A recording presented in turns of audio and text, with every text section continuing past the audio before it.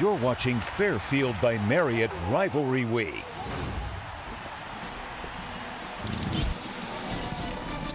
And welcome to ESPN College Football Primetime, presented by Downey Unstoppables. This is Fairfield by Marriott Rivalry Week, and this is a long-standing rivalry. Stanford and Notre Dame, they first played in the Rose Bowl back in 1925. They meet here in 2025 at Stanford Stadium. A very big game for the number 9 Fighting Irish. Hi, everybody. Dave Fleming, Brock Osweiler. Great to have you with us. This is almost, not quite, but almost the very last game of the college football regular season. And it comes down to a very important game, Brock. Notre Dame obviously has to win. Right now they're in a playoff position, but they might have to win and win with some style. I totally agree. And why? It's because it's their last game. Notre Dame doesn't get the ability to play in a conference title. So this is their last chance to prove to the College Football Playoff Committee why they deserve to be one of the 7 at-large teams. And I think the committee made a clear statement today that style points matter and how you win matters. However, on the road here today at Stanford,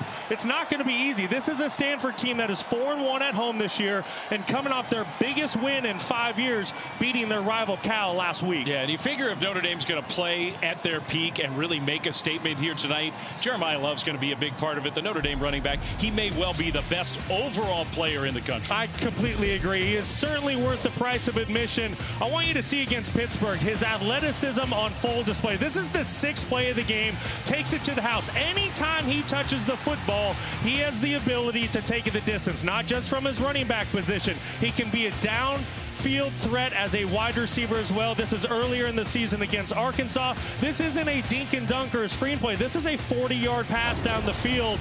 Just one of the reasons that makes him so special. You see the yards per game, 118, 20 total touchdowns, which is second best in college football. And Mel Kiper has him as the number 3 overall prospect, not running back, prospect in the upcoming draft. This kid is special. He's one of the Heisman favorites, and you are in for an absolute show tonight. Every time he touches the ball, he can take it the distance. Jeremiah Love. The only thing we forgot to ask him this week, does he like coffee?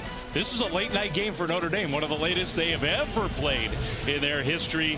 The Fighting Irish of the Stanford Cardinal kickoff coming up next.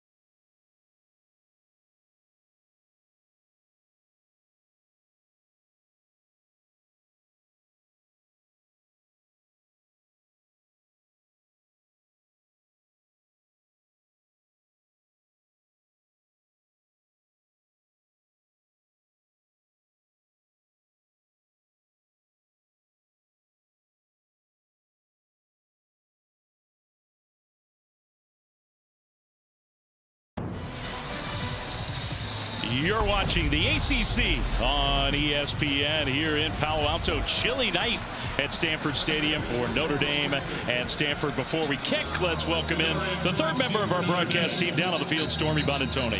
Well, Dave, naturally, there's been a lot of excitement here on the farm with the official announcement Tavita Pritchard will be the next head coach of Stanford football. But it's also a bittersweet goodbye for interim coach Frank Reich, who's coaching in his final game tonight. Talking to a handful of players this week, they all said how grateful they were for Reich, how much he cares, what it meant to have him steady the ship during the dismissal of Troy Taylor back in March.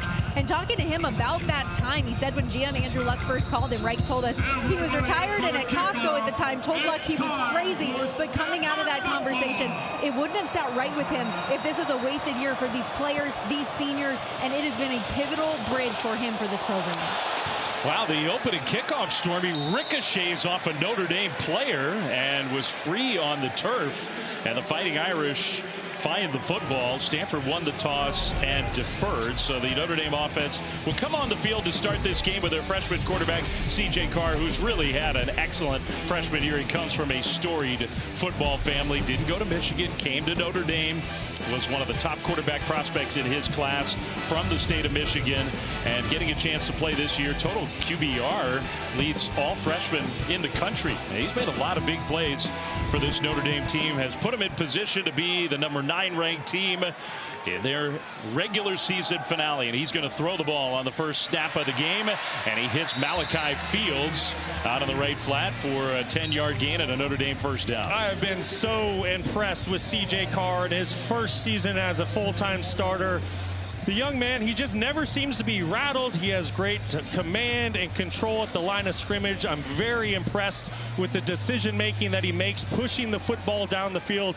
Don't kid yourself. This freshman is not dinking and dunking. He is pushing the ball down the field with the best of them. He will hand the ball off to his Heisman Trophy candidate tailback, Jeremiah Love, who gets a couple yards and then gets driven backwards. This Stanford defense coming off a really nice performance against Cal. Huge challenge to try to contain number 4 Jeremiah Love, and maybe that guy Matt Rose will be in the middle of everything for the Cardinals. Well, it's going to be their biggest challenge of the year, and you said it, Flem, between Jeremiah Love, Malachi Fields, who we've already seen get the football, Jordan Faison. There's just so many weapons for this Notre Dame offense. Stanford's going to have to play one of their best games of the year if they're going to hang with the Fighting Irish tonight. Big underdog Stanford is in this game. Love gets another carry, bounces off one would-be tackler, and then gets swarmed and driven backwards. Maybe got to the line of scrimmage. Tackle made by Clay Patterson, among others. So now third down for Notre Dame. Well, if you're Stanford, this is the start that you wanted. You want to have success on first and second down, slow the running game for the Fighting Irish, and force them into a third and obvious passing situation. That's exactly what you have here with 3rd and 8. Notre Dame's coming off a game, Brock, against Syracuse where they scored 70 points. Most they've scored in decades, and it felt like they scored every time they snapped the ball in that game. 3rd down and 8 here for the Irish near midfield. Carr is going to take the snap and hand it off to Love. Right side run, nice cut, and Love gets stopped, I believe, right at the line to gain. They're going to say first down. And a lot of that credit, I know Jeremiah Love carried the football, offensive line did a great job, but you need to give C.J. Carr some serious credit there. He is conducting this offense at the line of scrimmage. You can see the shift, the motion. He's getting his guys in place. He's changing the call at the line of scrimmage, taking advantage of what Stanford is presenting.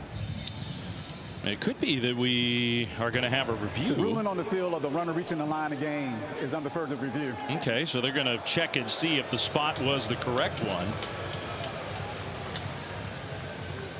So obviously it's an important call in that it's 4th down if Notre Dame is spotted back and didn't get the first down. Our first quick look, and hard to tell whether the knee was down right away. We do have Matt Austin with us here late night. Matt, part of our broadcast crew here tonight, our rules expert, and we'll let Matt say hello to everybody and chime in. What do you see on a first look, Matt?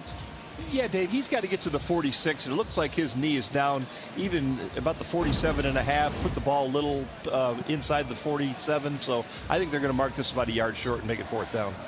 I agree with you, Matt. That looked like a pretty favorable spot for Notre Dame, and I expect this ball to be coming back. You see the sticks moving back as we speak. So Notre Dame is going to be faced with a 4th and short early on in the ball game, and Marcus Freeman has a really big decision to make near midfield.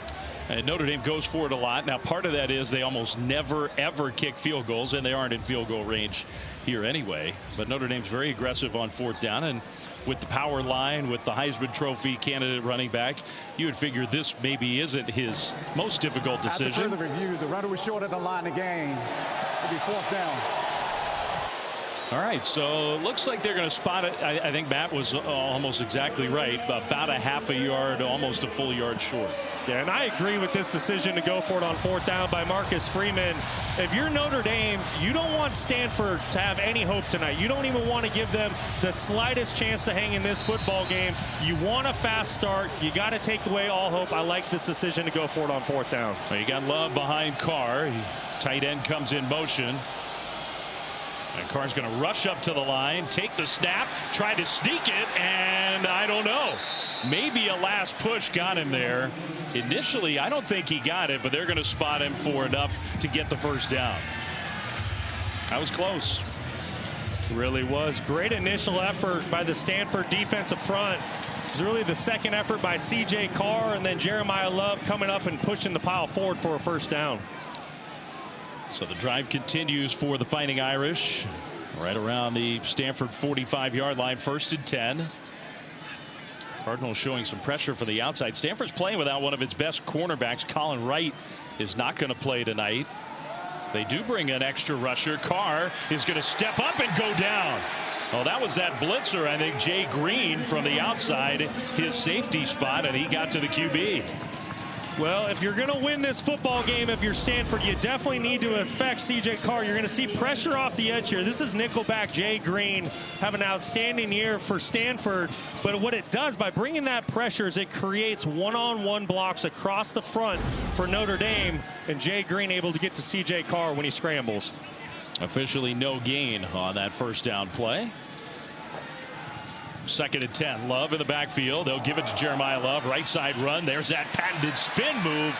Man, I mean, he uses the spin move not just out in the open field one-on-one. He'll use it in traffic, and it makes him such a unique running back to watch. And this is on Stanford's best defender, 35. Matt Rose, you were just talking about him earlier in this drive, Flem. 2nd in the ACC with 97 tackles, and Jeremiah Love makes him look silly in the hole. There just aren't very many running backs who can do that. There are a lot of guys who will try a spin move from time to time. That's different. 3rd and 2 for Notre Dame. Love's going to get it again straight ahead, and there goes Love. And finally brought down inside the 25 at the 20. Maybe a touchdown saving tackle there, but 1st down Notre Dame, gain of 18. Great block by the center, Joe Audin, 64, and then Jeremiah Love, you see he makes one miss. And this is what Jeremiah Love brings to the table. He can take any football the distance, so you better get 11 hats to Love when he's carrying the ball. Otherwise, he's going to make a game-breaking play for the end zone. Mitchell Eber sort of held on for dear life. Love straight ahead. Jeremiah Love, what a move. Inside the 5, down to the 3. More great running from Love. 18 more yards. A workhorse on this 1st drive. Well, great running and also great blocking by Lambert and Wagner. I wanted you to see this right guard, right tackle just completely wash down the Stanford front. And that's right tackle Wagner getting up to the 2nd level, getting hands on the linebacker. It's the combination of this offensive line along with Jeremiah Love and Jadarian Price that make the running attack so dangerous. And this is where Stanford's defense has actually been really good, but Notre Dame's so hard to stop down here. Love is going to go down on 1st and goal. Maybe fell forward and got a yard. Anthony Franklin led the way from the defensive line. 2nd and goal coming up. Stanford's been one of the best red zone defenses in the entire country this year. When you look at their statistics as a whole, yes, they give up some yards, especially in the pass game, but they're only surrendering touchdowns 46% of the time, which is 13th best in the FBS this year. Can they bend but not break against the Fighting Irish? Frank Reich told us one of the keys to this game, make them kick some field goals. Love into the end zone, touchdown. No field goal here. Notre Dame takes the opening drive of the game and goes down the field to punch it in. Another touchdown for Jeremiah Love. Earning more votes maybe by the carry. He is just such a great all-around player, and he carried the load big time on that drive. He might be a little gassed. How about that? 8 carries, 54 yards, and a touchdown on the opening drive of the game for Jeremiah Love. Certainly making his case for the Heisman Trophy. Eric Schmidt will attempt the point after. These have gotten a little more routine for Notre Dame. But as far as the kicking game goes, the Irish aren't taking anything for granted these days. Maybe what we do take for granted, the greatness of Jeremiah Love, who just set a new Notre Dame program record with his 21st touchdown this year. What a year for the great Jeremiah Love.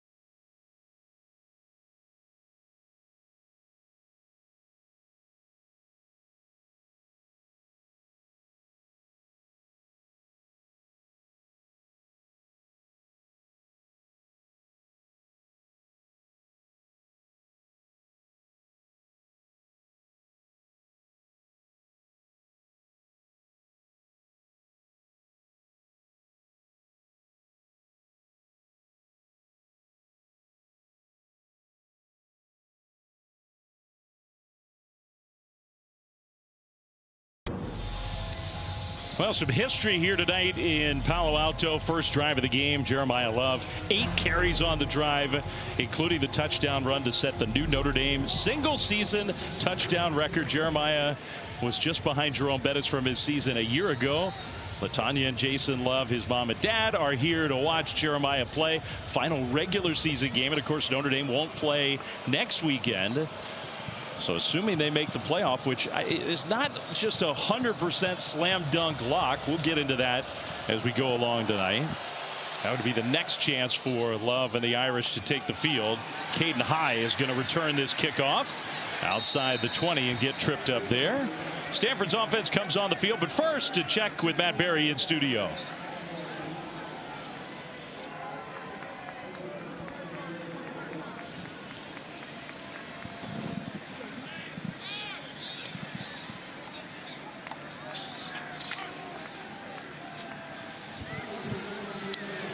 All right, Matt.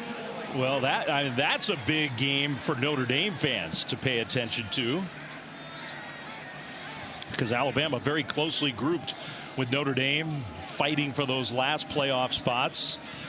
Elijah Brown and the Stanford offense on the field for the first time, and a handoff to the running back Cole Tabb, and he gets a couple of yards. Elijah Brown, the redshirt freshman, who was not the starter at the beginning of the year. As the year has gone on, he's taken over. He started to play much better. Yeah, he really has. This is his third consecutive start since taking over for Ben Gulbranson. And the thing that I can say about Elijah Brown, he's a winner. You go back to his high school career at the famed Mater Dei High School in Southern California, 42-2 as a starter. But tonight, this will be his toughest test yet against this vaunted Notre Dame defense. Under center, a little jet sweep. Bryce Farrell is going to get the carry, and Notre Dame was ready for that. Gain of just a yard, so right away third down coming up for the Cardinal. Big news for Stanford. They're playing without this guy, Micah Ford, their top running back, coming off maybe the best game of his career in Stanford's win against Cal in the big game last week. Hurt his hand in practice this week, and he's not going to go tonight. Huge blow to the Stanford Cardinal. He was excellent a week ago against Cal, their rival. 29 carries, 150 yards, and a touchdown. Big loss to the Stanford offense. We'll see if they can keep the drive going here on third down. Notre Dame, a very good pass rush team. They bring some pressure. Brown throws it. It's incomplete. Trying to hit C.J. Williams.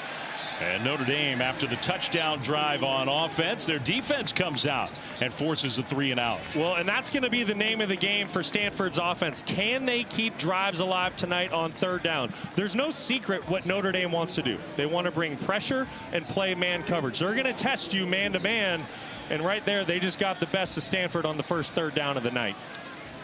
Aiden Flintoff, the punter. Jordan Faison back to return. Notre Dame, they pressure every punt. Special teams has been a real strength outside of the place kicking for the Fighting Irish. The fair catch made for Notre Dame.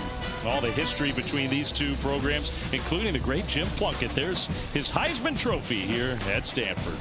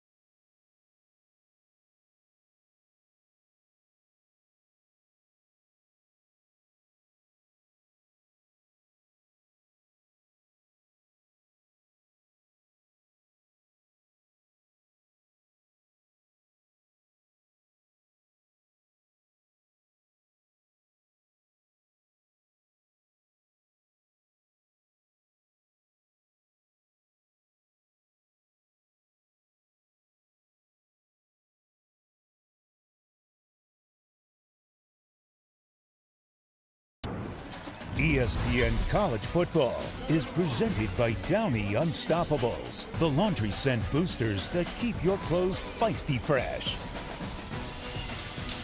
Well, senior night ceremonies here at Stanford before the game. Some great players who have given a lot to this program in a year of chaos.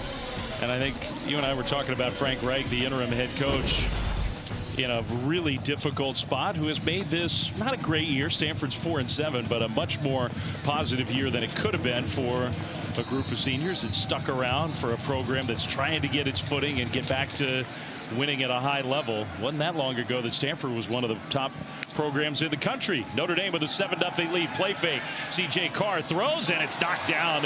Incomplete. Good play on the ball there. Intended for face-on.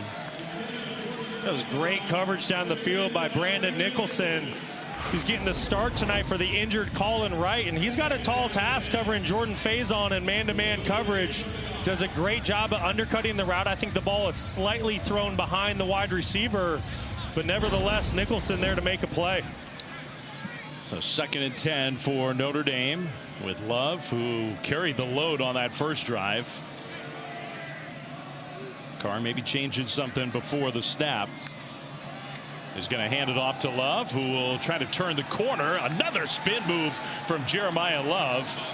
I mean, even though it only got him maybe a couple extra yards, 4 overall on the 2nd down run. And he's a little slow to get up, which obviously that would be a big story for Notre Dame. For an offensive injury. Love holding his midsection there. I mean, that is the last thing that Notre Dame wants to see. Mom and Dad.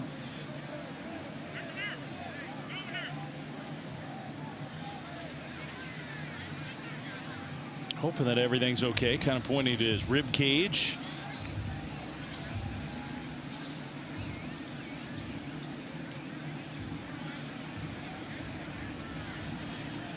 Ooh, he's in a lot of pain, huh? Gosh, you just hate to see it. One of the best players in the country. Has a chance to win the Heisman Trophy. An outstanding teammate.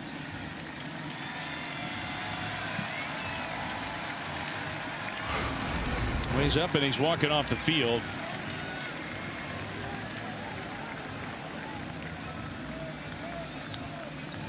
Four different Stanford players were there to help bring him down.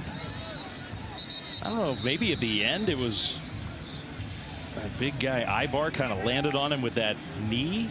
Yeah, you see the knee. There's also a lot of weight coming down on a player. It's a cool night here in the Bay Area, so I'm sure the field is pretty firm.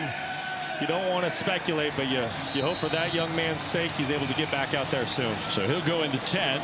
The good news for Notre Dame is Jadarian Price is one of the best running backs in the country, and he comes on the field to take Love's place. 3rd and 6 for the Fighting Irish. Stanford again showing some pressure from the outside, and they'll bring that pressure. Carr across the middle, pass complete right at midfield, and enough for a 1st down. Will Pauling made the catch, gain of 7. Well, you can just see the control that C.J. Carr has. He does the hard count. He recognizes the nickel pressure, and then he just simply replaces that with an inside slant. For a kid that's a freshman, I am just so impressed with how slow he sees the game. You can tell he sees the entire field. He's in complete control. He has great command at the line of scrimmage. Good pickup for the Fighting Irish.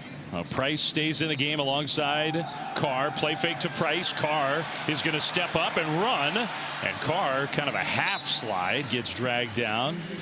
That's not a huge part of his game, Brock, but Carr's good enough with his legs to get a gain like that, 8 yards on 1st down. That's right, Flem. He's a good athlete, and I think the thing that impresses me, it's his decision making, when to let the football go down the field for the chunk play and when to keep it and tuck it like he did. He doesn't force throws. He has 22 touchdowns on the season to just 6 interceptions. 2nd down and 3. They'll swing it out left side. Price with a block in front. Price inside the 35, inside the 30. Finally, Clay Patterson gets him down, but that's 16 yards.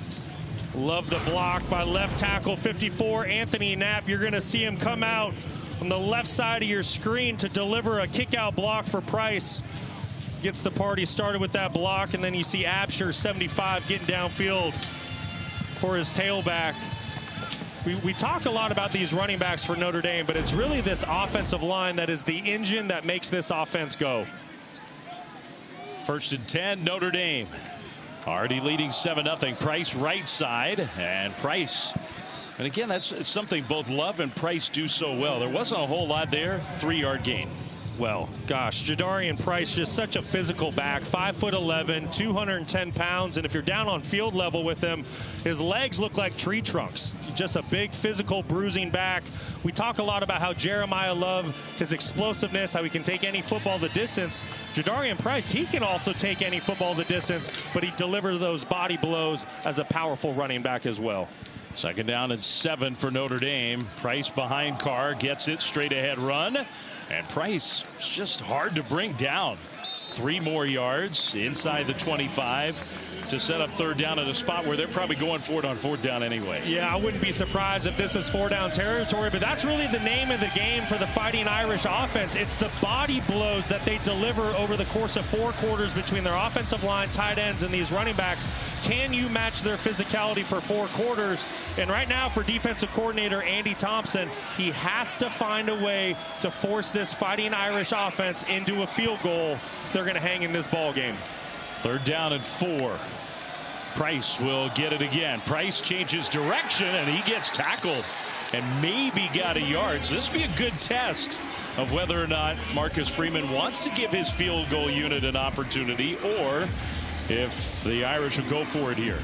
Well, it looks like no hesitation by Marcus Freeman. He's keeping the offense on the field, and I like this decision. To me, it's signaling to your offense, hey, we're here to win this game and win it big. Go out there, get me a 1st down, and let's put some points on the board here in the 1st quarter. And it may signal something else as well.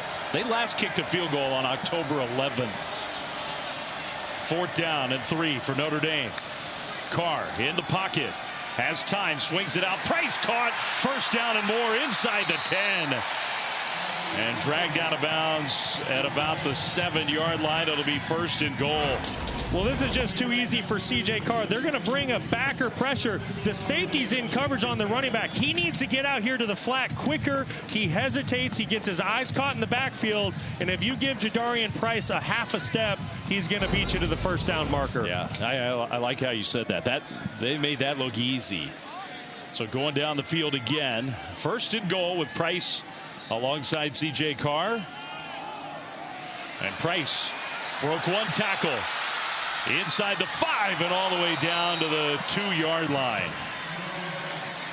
Just such a special running back. We talk about the tandem of Love and Price. Mel Kiper Jr. has these two as the number 1 and 2 running backs that could potentially enter the NFL draft this year. There's just no let up. There's constantly fresh legs in the backfield, and you're seeing that right now at a Price. Already, I mean, you could imagine they could be wearing down this Stanford defense. Price straight ahead and fighting for the goal line. Touchdown, Notre Dame.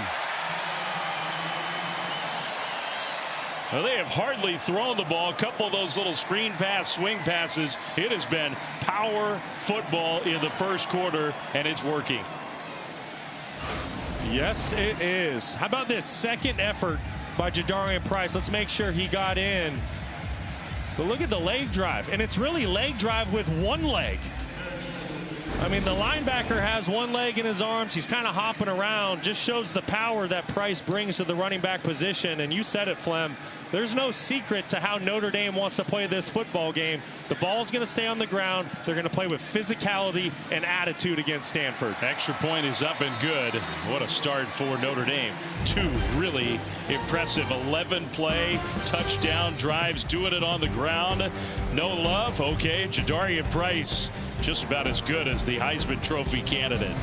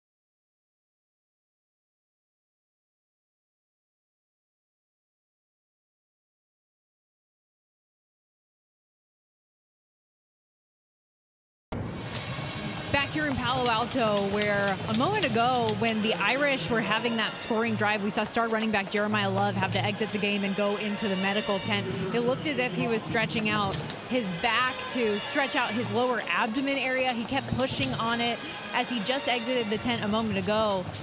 He's walking back. I don't know if he's ultimately going to go back to the locker room or not, but he was smiling with his teammates before he had to head back into the tent, and it looked like the trainer was cutting up a piece of foam to put on his padding, but now he's headed back, guys.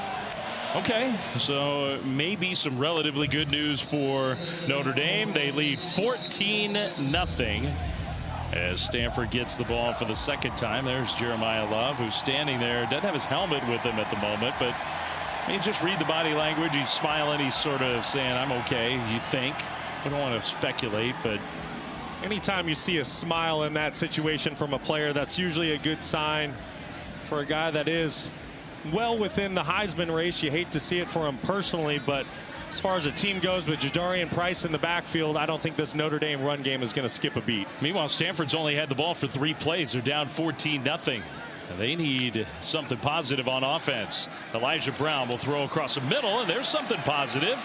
Stanford's first down. The tight end Sam Roush with his first catch, a gain of 14. Our impact players brought to you by Brooks. Hey, good timing. It is, and for you just saw him, Sam Roush, the tight end for Stanford. He's going to need to have a big night. Excellent player, going to play on Sunday. C.J. Williams, 5th in the ACC when it comes to receptions, needs to win versus man coverage. Leonard Moore, quite possibly the best cover corner in all of America, and Adon Schuler having a fantastic season last year, a freshman All-American. That pass from Brown out of the short right flat intended for Roush, incomplete. It'll be 2nd down and 10. Sam Roush has had a great career, second most in the ACC among tight ends with those 46 receptions coming in. He is pushing 270 pounds. He's a great blocker and a good pass catcher. He's just a fantastic all-around tight end. Talking to the coaching staff yesterday, they said just how much they love working with him. They said he's a blue-collar kid. He's never missed a practice in his entire career. There's nothing he can't do, and he's going to need to have a big game tonight if Stanford's going to pull off the big upset. 30 seconds. Cardinals are going to use their first timeout of the first half, and Frank Reich looks a little cranky, I think, realizing the importance of this drive. His team's in danger here. We know they're big underdogs, but coming off a game where they built a lot of confidence, played by far their best game of the year, feeling like they could play this one tonight in a certain way with a certain style to try to keep the game close. If they're going to do that, they got to move the ball here. That's correct, and it starts with not beating yourself, and I think that's why Frank Reich was so upset. You don't want to burn those precious timeouts because you're not organized on offense. And talking to him yesterday, you get the sense that he's very confident in what his football team can do tonight, but he knows that there is a very specific formula with not a lot of margin for error in it for Stanford to pull off the upset, and it starts with efficiency on 1st and 2nd down with his offense. Have to get positive yards.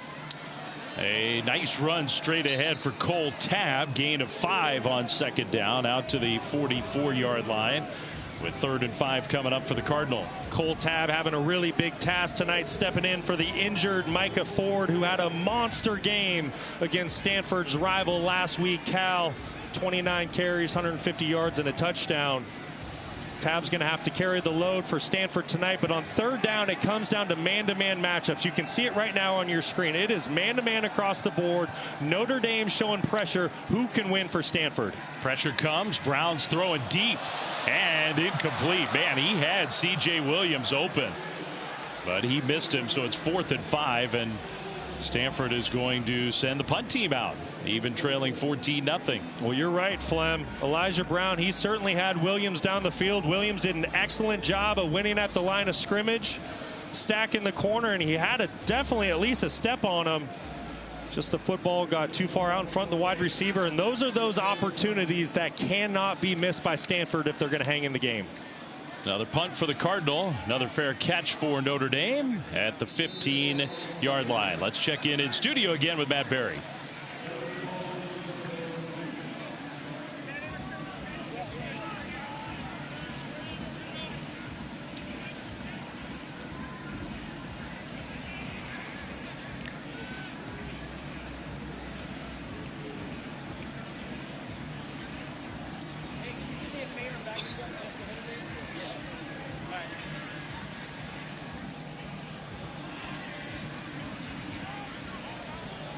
Wow, I mean, that is drama, and that SMU, if SMU wins that game, they go to the ACC championship game next weekend to face Virginia, who beat Virginia Tech.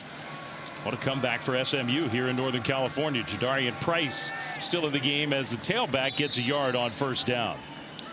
Really like what defensive coordinator Andy Thompson has done early on in the ball game against the Fighting Irish. Keep an eye on the defensive looks. He is constantly changing the picture for this Fighting Irish offense and quarterback C.J. Carr. At times you're seeing a 4-down defensive front, a 5-down. You see a 2-high safety look, a 1-high safety look. He's Rolodexing the looks to try to confuse the young quarterback. Well, so far, though, the power game of Notre Dame has been too much for Stanford to handle. At the end of the first quarter, the Irish on the ground. Spectacular with Jeremiah Love and Jadarian Price. Both have been outstanding. 14-0 Notre Dame, end of quarter number 1.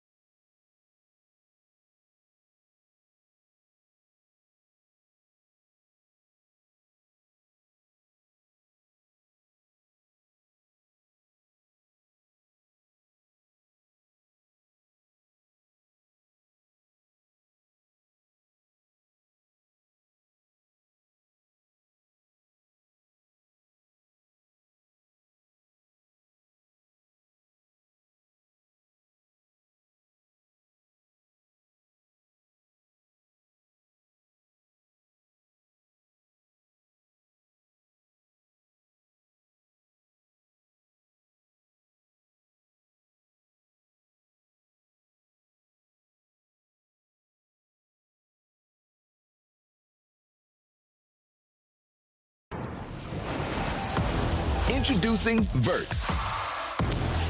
Swipe for news and highlights. Now available on the ESPN app. Under the lights at Stanford Stadium, we start the second quarter. Notre Dame has held 8 opponents to 0 points in first quarters this year. Defensive coordinator Chris Ash has to be happy. His team has done it again. C.J. Carr got rid of it. And an incomplete pass to avoid the sack. Arm looked like it was coming forward. It'll be 3rd and 9. Excellent job by Kaminsky on the edge for Stanford. Getting upfield with C.J. Carr. C.J. Carr trying to sell run and get this football out to the perimeter to his tight end. Kaminsky not fooled for a second, sticks to his rules, and forces a 3rd and 9. In a lot of ways, you feel like for Stanford, this is a gotta-have-it moment. They need to get off the field and give their offense some field position. First quarter was lopsided in favor of Notre Dame. You're right. Stanford needs a stop here. Carr with time, now rolling. Back to his left, still looking downfield, and he's going to kind of loft it up there. A spectacular effort by Malachi Fields, but he's out of bounds, so it's incomplete. And that's the stop the Stanford Cardinal desperately needed. Excellent job in coverage down the field. You saw C.J. Carr. He had all the time in the world to try to find a wide receiver. His offensive line gave him plenty of time. But that Stanford Cardinal secondary just excellent in glove coverage. Touchdown drives first 2 times Notre Dame had it. This time 3 and out. Liam Thorpe is back to return the punt. James Rendell, and they fake it! And a beautifully executed fake down the left sideline, inside the 20, and the speed all the way to the end zone. Touchdown, Notre Dame. Wow, what a play. It's the safety, Luke Talich, 84 yards. I tell you what, all Luke Talich does is make plays for this Notre Dame team. You're going to see nobody for Stanford has any clue that he might get this football just absolutely wide open. Does a great job out in the open field to make one miss. And it doesn't matter if it's defense or special teams. Luke Talich just makes plays for this football team. Talking with Marcus Freeman yesterday, he said he is our Swiss Army knife. Called him our closer on defense, comes in to make plays to put games away. They're using the closer in the second quarter. Wow, what a fake by Notre Dame. Their special teams, put the place kicking aside, has just been awesome. 21-0 Fighting Irish.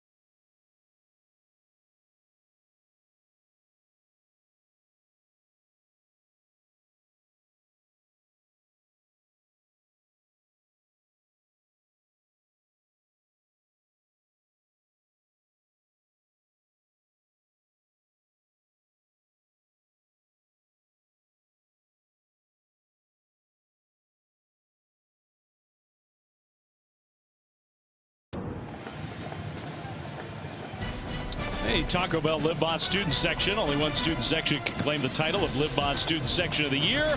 Who will take home the trophy this year? Stanford students sort of shaking their heads. It's Thanksgiving week. Most students are still back at home. They can't believe what they're watching. They finally got a stop from their defense, and Notre Dame pulled off just an awesome fake punt for a long touchdown. And they lead 21-0 just seconds into the second quarter. A week after they scored 70. They're threatening to put up a big number again here tonight. All right, another check. All kinds of stuff happening around the country. Back to the studio with Matt.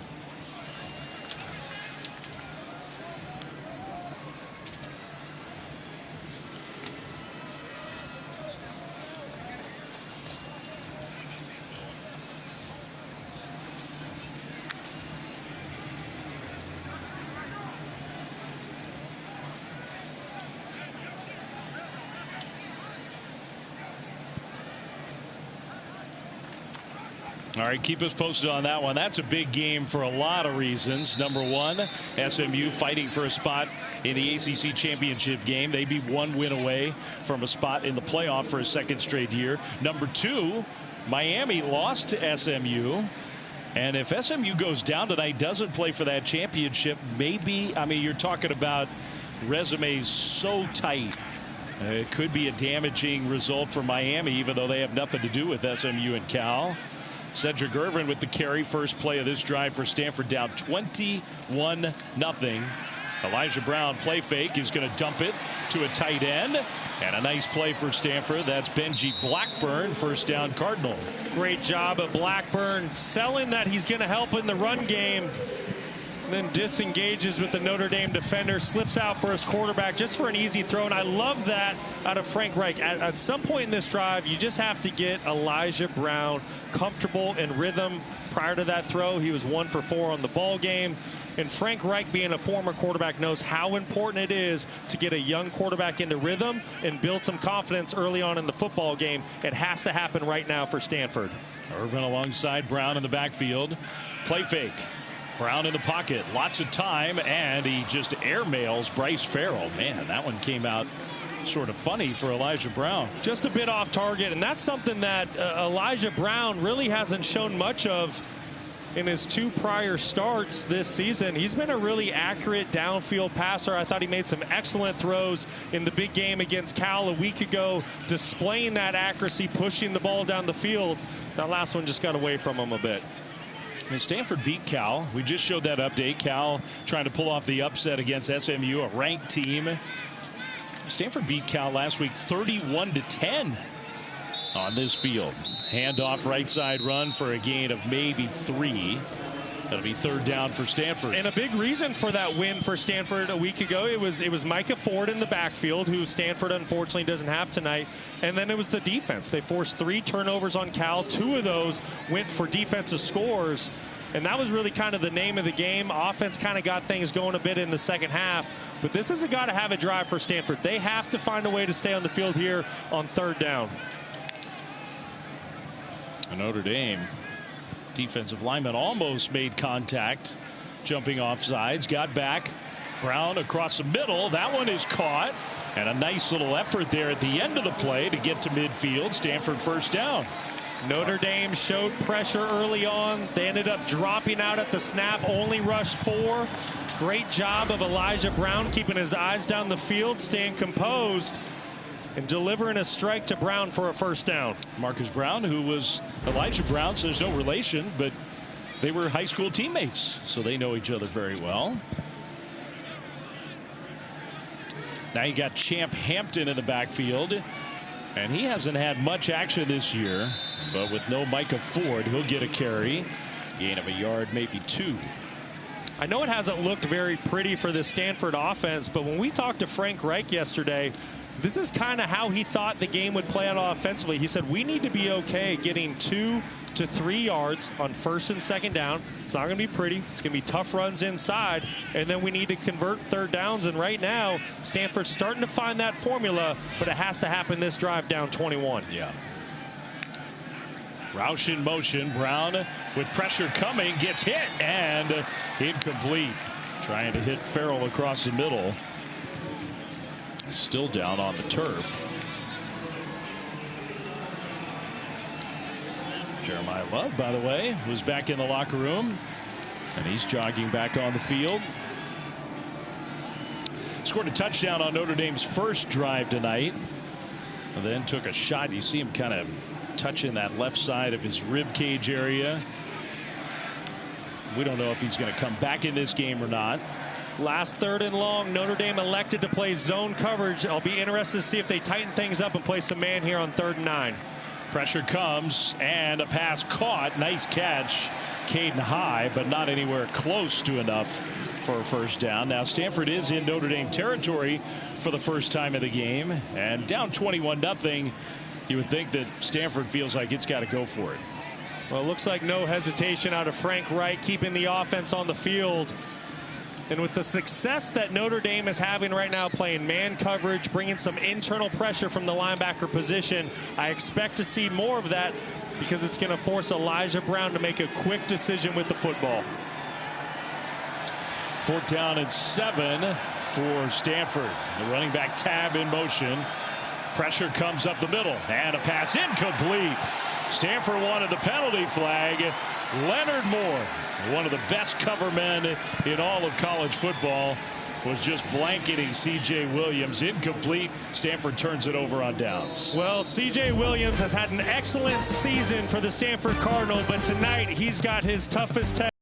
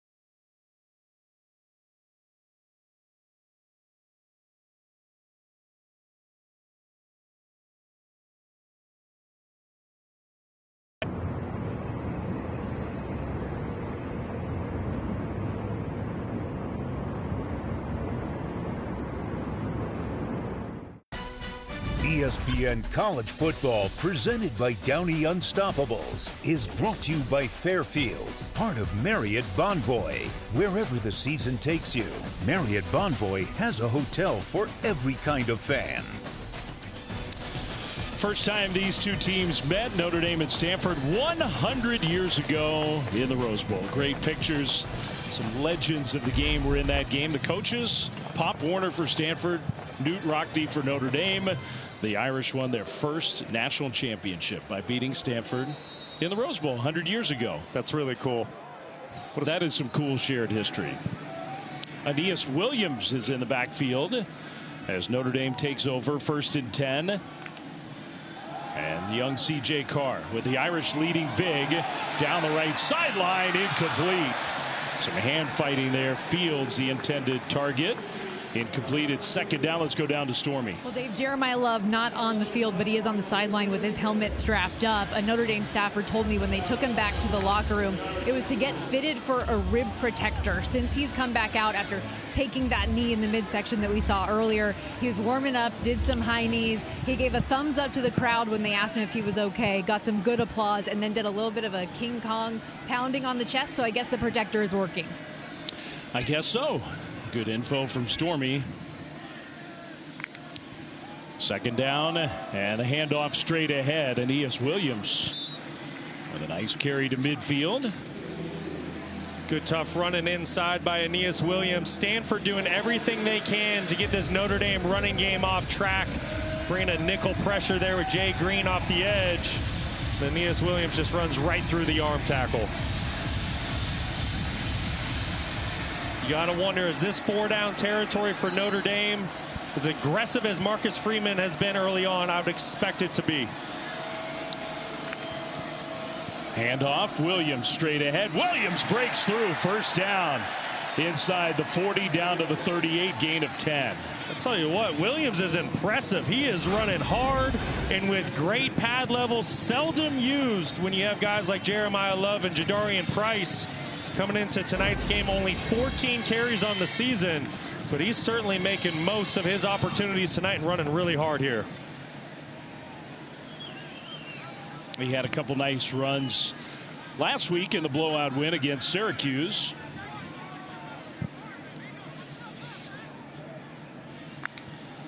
First and 10. Over the top, Carr has Williams open, catch inside the 15. He kind of looked like Jeremiah Love running that pattern. Well, it's really Eli Raridon that gets us started. So this is the linebacker, Matt Rose, that's in coverage. Watch out, Raridon kind of gets the linebacker to pause, and then it's Williams up the sideline.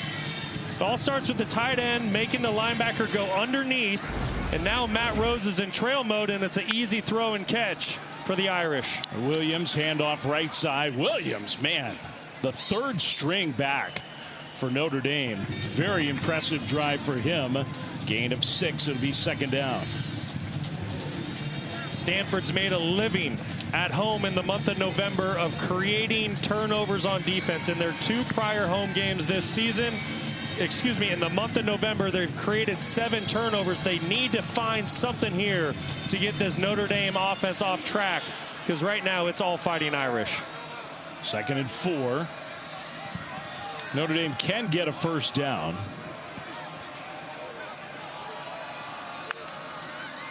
Williams gets the ball and gets driven to the turf.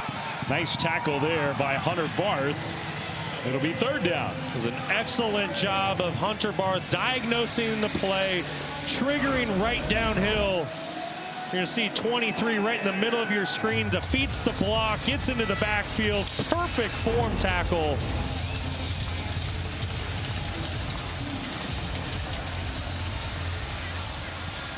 So now 3rd and 5.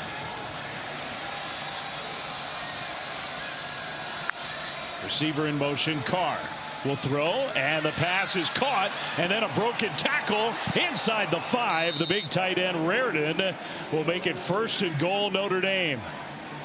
What an effort by Raridon. Great effort by Eli Raridon.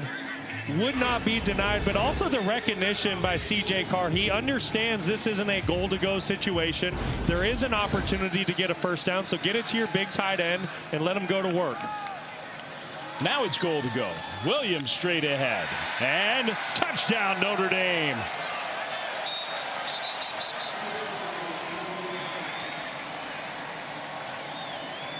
So we've had a Jeremiah Love drive.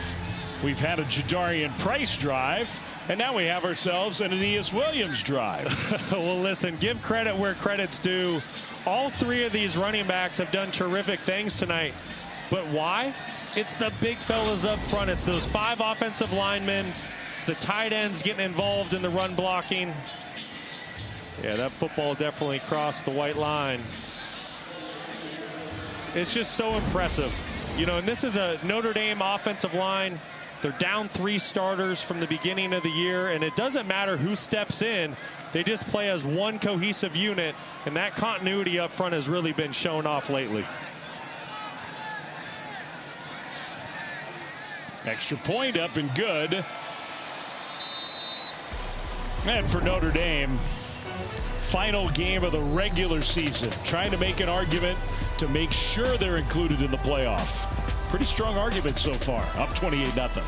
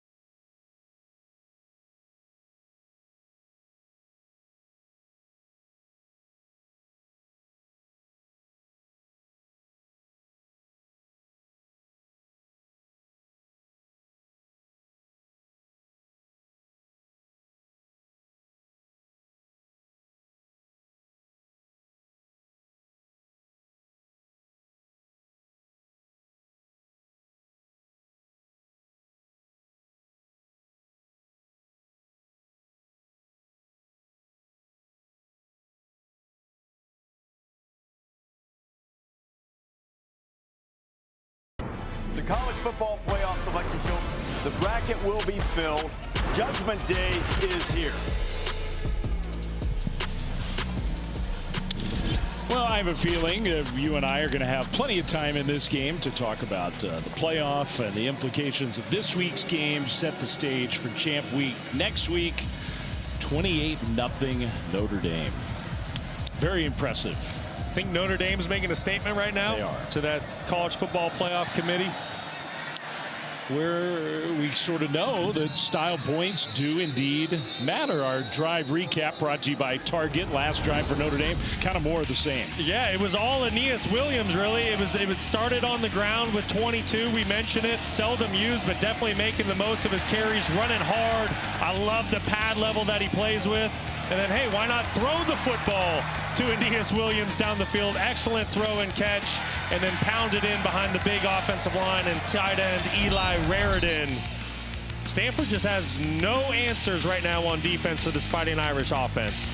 And the offense hasn't been real good either for Stanford. Add that up, and you got a 4-touchdown deficit. Handoff on first down to Tab for a gain of 3. There is a penalty flag on the play.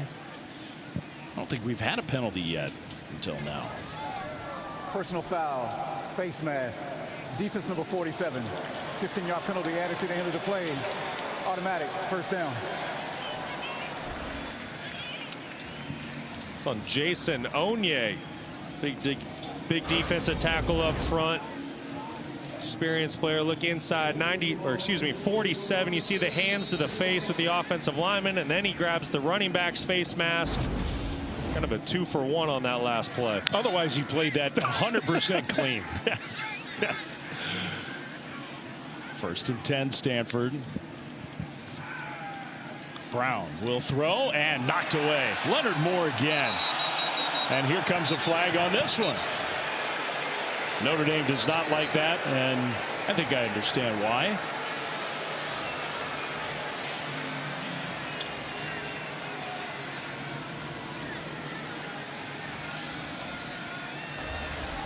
Ineligible player downfield. Offense number 86. That penalty's declined. 2nd down. Okay, so it wasn't even on Leonard Moore. Marcus Freeman maybe apologizing. Sorry about that. Yeah, that was on Sam Roush, and the only thing I can think of, it kind of looked like he, along with the wide receiver to his side, Bryce Farrell, were both on the line of scrimmage. That's kind of an interesting call. So 2nd and 10.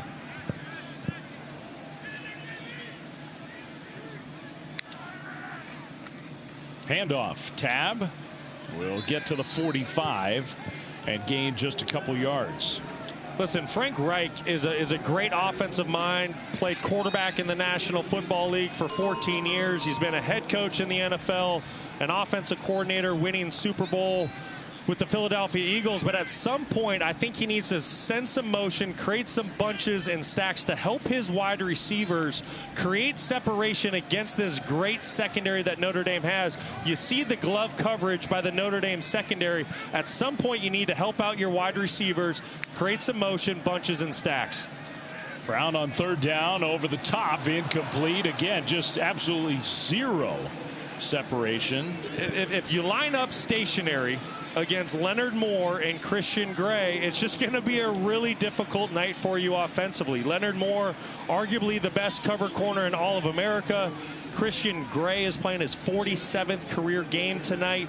Excellent player, started every game this season and last year.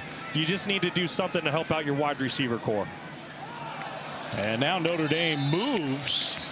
I mean, they're so keyed up on special teams, the Irish, to make a big play. Every once in a while you get one of those. Notre Dame might be motivated, or Stanford might be motivated. Defense number 8, underrated to the backfield. 5-yard penalty. 4th down. You bring it up to midfield. It's 4th and 3. Maybe the Cardinal decide to go for it. Offense is heading out. I love this by Frank Reich.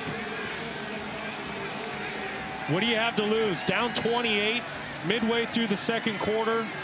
You can't get bowl eligible. You might as well lay it all on the line tonight. And if you can make Notre Dame pay for that mistake on 4th down, might create a little momentum for your ball club.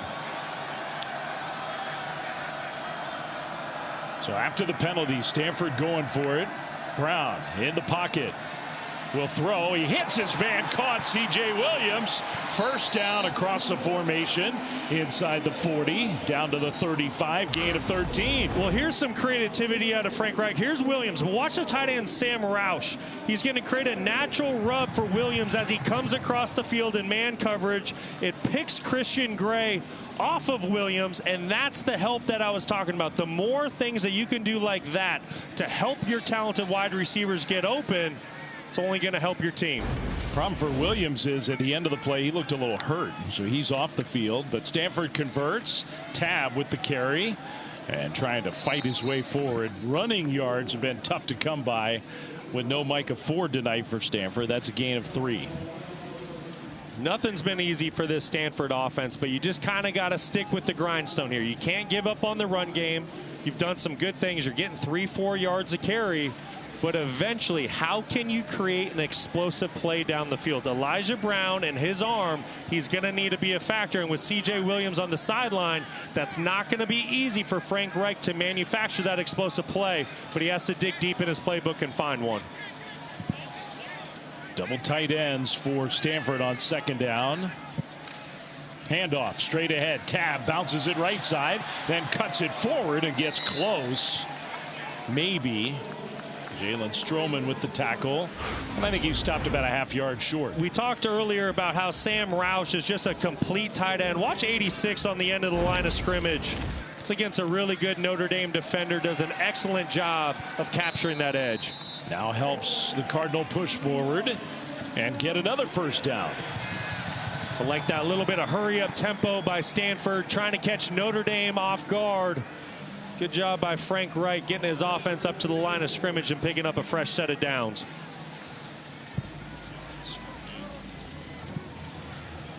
Well, for Stanford, this is the formula.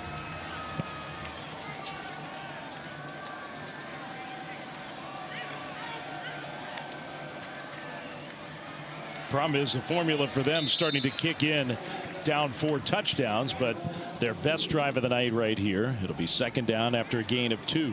Well, call it the optimistic in me, but remember here, Stanford gets the ball to start the third quarter. So if you can find a way to get a touchdown on this drive, get a stop, don't give Notre Dame any more points, come out of the halftime and find another touchdown. I mean, like I said, you know, it's probably the optimistic in me, but this is a critical drive for Stanford. Yeah. Second down and 9.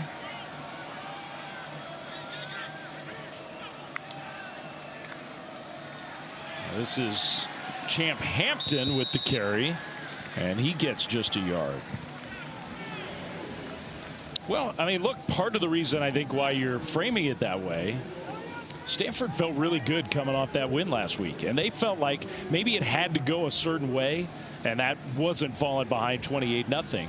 But I think they felt like if they could play this game on their terms, they at least had a chance to use that formula and hang around in this game, see what happens. That was certainly the sense I got when we spoke with Frank Reich and the staff yesterday. Comes down to turnovers and making some big plays offensively. 3rd and 7, and no penalty flag thrown. Intended for Caden High. There was some contact there with Devontae Smith. Now it's 4th down, and it looks like the field goal team's coming out.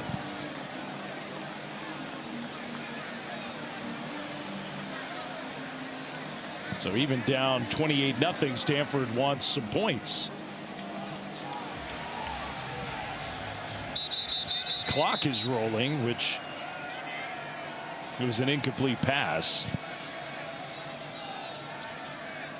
And McKinney is the place kicker. The game clock to 2 minutes and 30 seconds. 2-3-0. Thank you. You're welcome. I didn't do it, but. Correction. Please set the game clock to 2 39-yard minutes try and coming up 41 here. seconds. 2-4-1. Kenny did not have a great game last week, but he's had a very good Stanford career.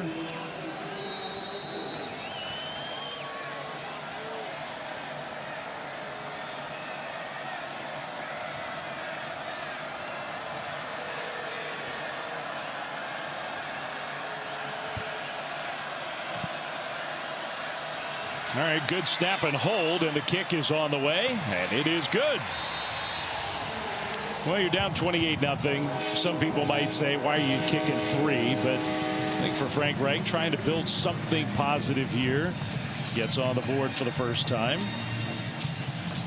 2:38 to go in the second quarter. 28-3 Notre Dame. How about our college football playoff rankings brought to you by Capital One? Brock, this was coming into the action this weekend. Yeah, and what great games we had today. The one that really jumps out to me, it's right at the top. It's Ohio State going into Ann Arbor. The game at Michigan, it was a game that had so much hype around it because Ohio State hasn't won in years. And it was just a beautiful scene for football. If you love college ball, snow flurries, physical game. But Ohio State, Julian Sayin and that defense, I tell you what, they came to play. Very impressive performance, and they stay undefeated. How about a Texas Tech fan here at Stanford Stadium? Nothing surprises me here. Why not? Hey, with Texas Tech, you know, one thing that'll be interesting on Tuesday, do the Red Raiders move into one of those top 4 spots? Do they vault over Texas A&M? Little flub there on the kickoff. Notre Dame picks it up and ends up actually getting it out across the 20. Ethan Long with the pickup there. I love what Stanford is trying to do on special teams. This is the second time they've done this tonight. They did it on the opening kickoff. They're trying to steal possessions here. This is on purpose. They are trying to hit a front line guy for Notre Dame. That one just goes a little bit to the left of number 19 for the Fighting Irish.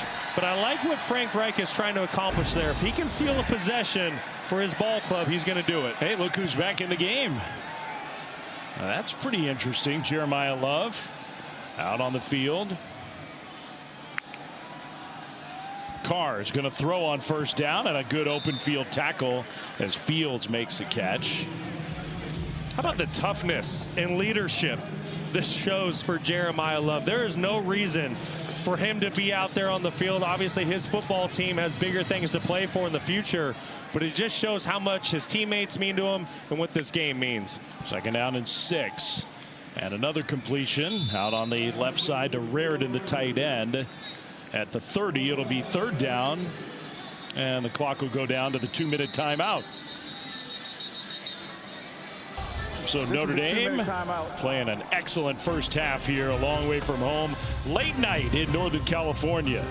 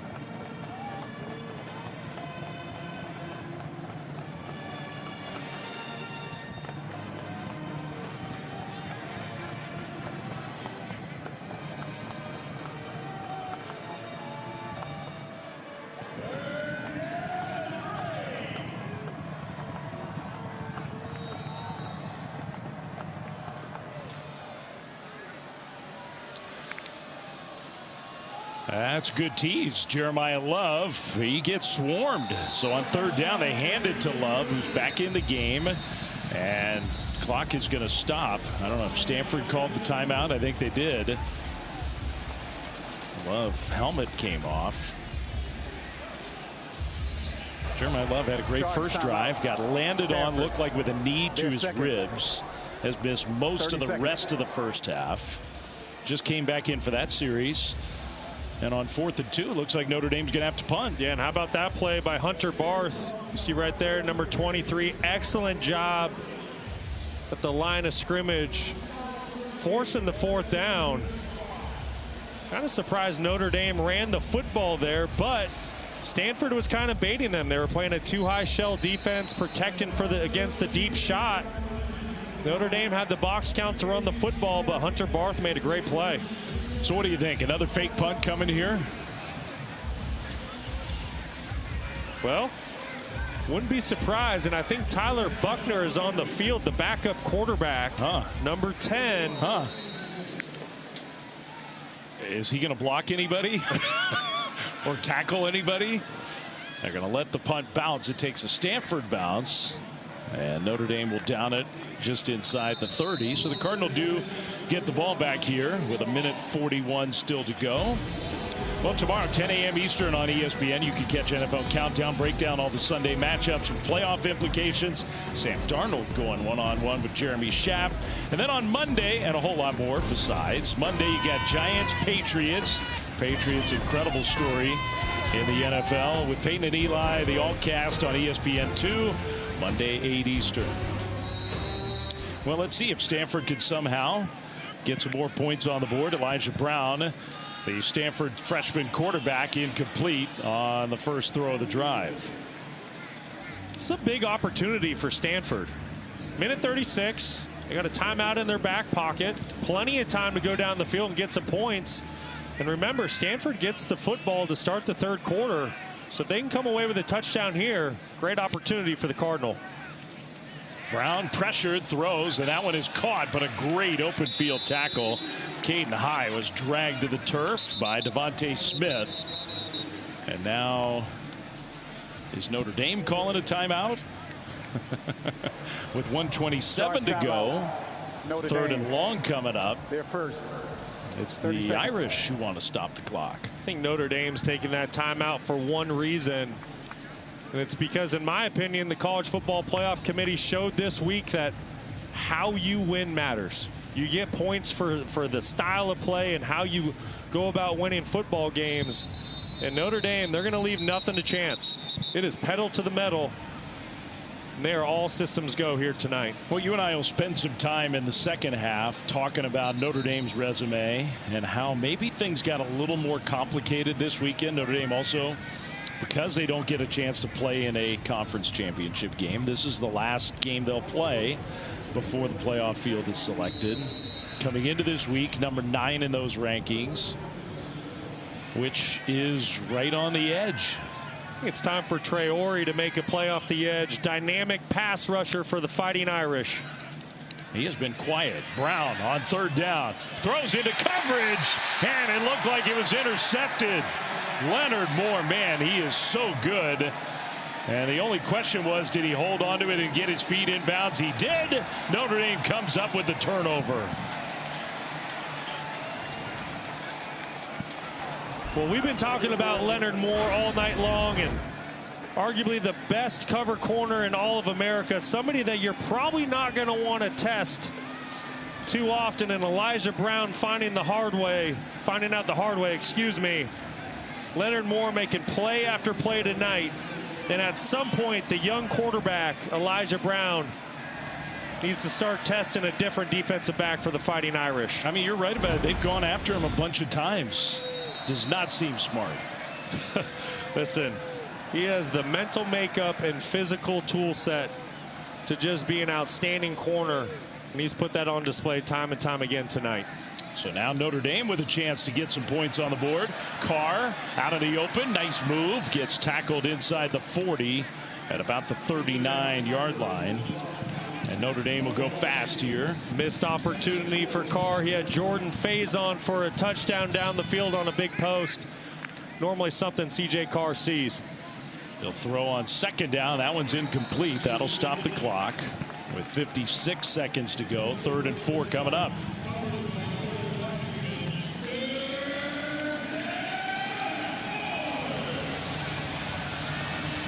And Notre Dame's 4 of 8 on 3rd down. What does Andy Thompson have here, defensive coordinator for Stanford? How can he force a negative play? Doesn't really have a war daddy up front on that defensive line. Kind of need to manufacture a pass rush with pressure, twists, and stunts. Throw across the middle, and that's caught for a 1st down. Nice delivery there. The tight end Ty Washington gain of 11. 2 timeouts for Notre Dame.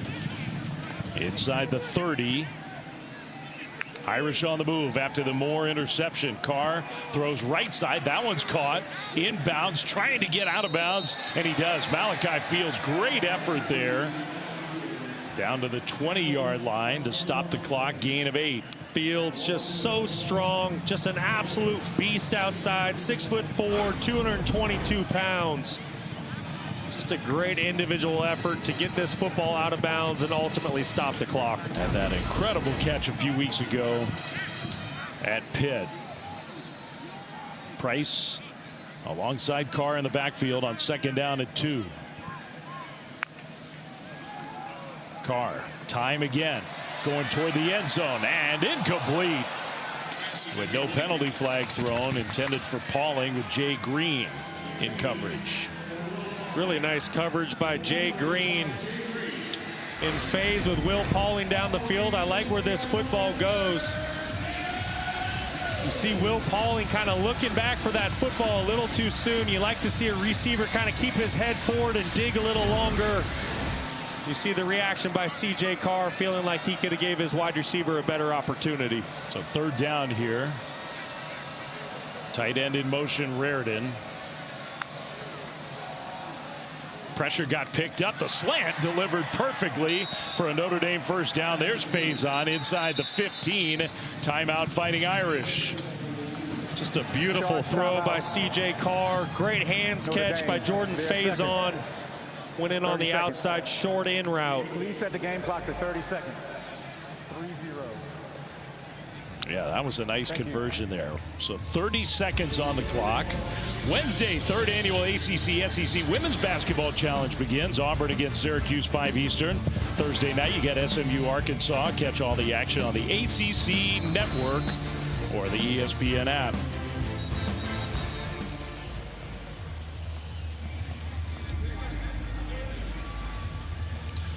So 1st and 10 Irish. Notre Dame, remember, I mean, it sounds like it can't be true, but it is true. They last kicked a field goal, made a field goal on October 11th. Wow. That's their last made field goal. That's a long time ago, Flem. It seems like a whole different season. They'd like to just get a touchdown here. They're going for the end zone, and it is caught. No, out of bounds. Fields snatched it, but ruled out of bounds. Now, yeah, they're going to, the officials were talking. Incomplete pass, 2nd down. Thought that was really good coverage by Brandon Nicholson on the outside. He's using the sideline as an extra defender. Did a good job trying to squeeze Malachi Fields out of bounds. Watch that left foot. Yeah, good call. The toes definitely hit first, it looked like inbounds, but when that heel comes down in the same motion, it's going to be ruled an incomplete pass. You have to be able to drag that toe inbounds before the heel touches out of bounds. So 2nd and 10 Notre Dame, and now clock stopped.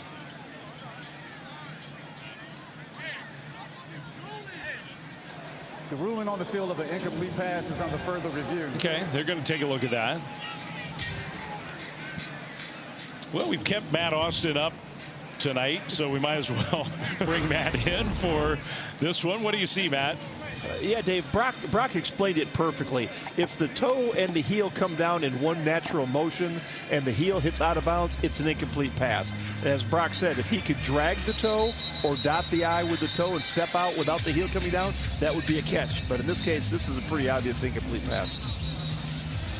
Good explanation by both of you. How about that? get lucky once in a while. We have our rules expert, Matt Austin. We have our rules expert in the booth, Brock Osweiler. Well, that's thanks to Steve Shaw sending out those videos every week. Every week. Every week. They're on YouTube. If you're a fan of the sport, check out the replay videos. You'll learn the rules of the game. Thank you, Steve Shaw. Yeah. Takes a lot of effort every week. After further review, the ruling on the field is upheld. Please set the game clock to 27 seconds. Okay, 27 seconds on the clock.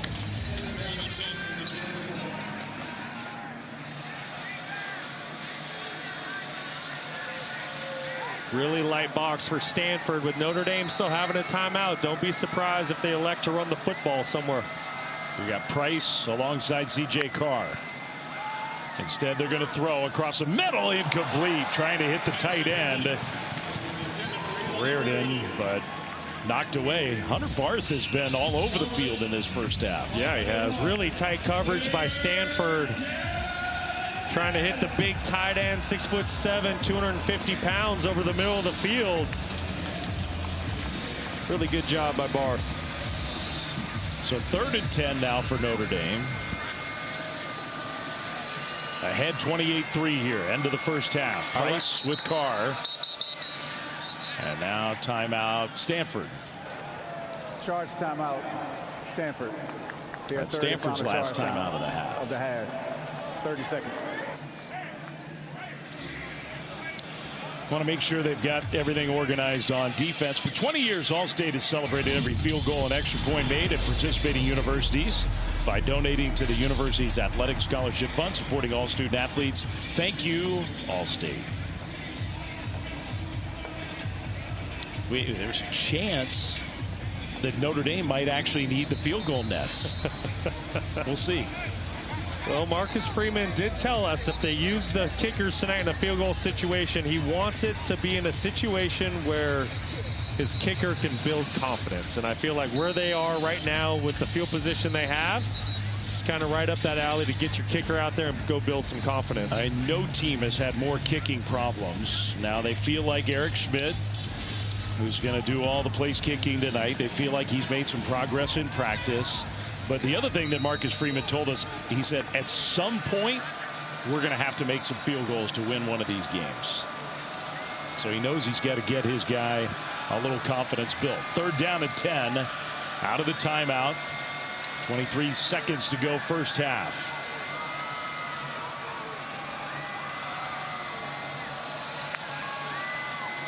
Four-man rush for Stanford. Carr throws it short. Price with the catch. Made a man miss. Price, end zone, touchdown.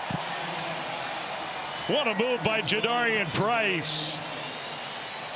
From 12 yards out. And the Leonard Moore interception turns into a touchdown at the end of the half for the Fighting Irish.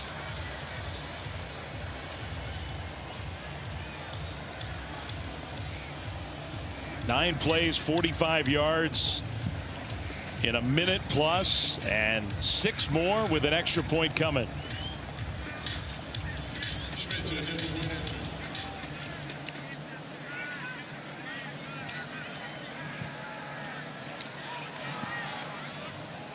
Kick is up and good.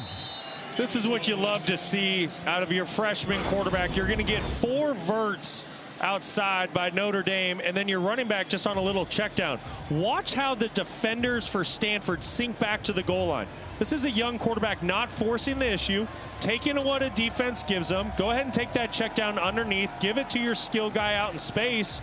Jadarian Price is going to make a couple miss and make you look good. That is a young quarterback growing up as the season's gone along. Excellent decision by C.J. Price, and an even better job by Jadarian Price getting that football in the end zone for his young quarterback. Yeah, how good is Price? Jeremiah Love's banged up, had a great first drive. He's the Heisman candidate. He's the guy who gets all the highlights and the headlines. And Jadarian Price has just stuck around this program to play in that running back room, which might be the most talented. I think it is the most talented running back room in college football. He's getting a chance tonight. He's got a season high 40 receiving yards. He's got 2 touchdowns total. not only does it say a lot about Price and Love and their selflessness, but I really think that's what this entire Notre Dame football team is. This entire team embodies that team first mentality, going to be selfless, and no one displays that better than Love and Price.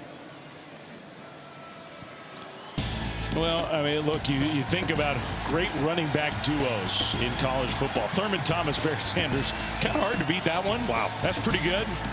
And Barber and Lawrence Maroney, remember the numbers that those guys piled up for Minnesota. That's another good one. Reggie Bush and Lendale White, amazing sort of thunder lightning combo. Felix Jones and Darren McFadden, unstoppable for Arkansas. Last year, Travion Henderson, Quinshon Judkins. These two for Notre Dame, Brock, are pretty special. I totally agree. They're right in that same conversation.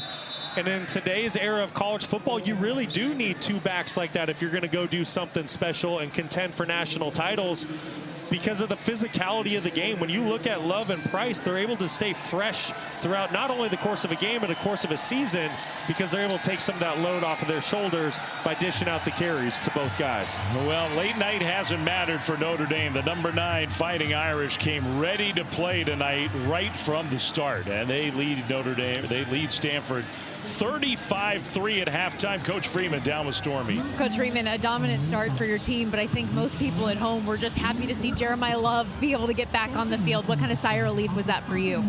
It's good.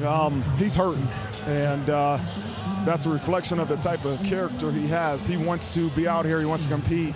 I keep challenging him a little bit to make sure he does what's best for the team, and if that means he needs to keep himself out, then we'll make that decision. But I don't want to make that. I want him to make the decision. So we're going to have a long talk at halftime, and I just want him to make the decision that's best for the team. Thank you, Coach. All right, thank you. All right, thanks to Stormy. Thanks to Coach Freeman. Halftime 35-3 Notre Dame. Lots to talk about in studio. Here's Matt Perry.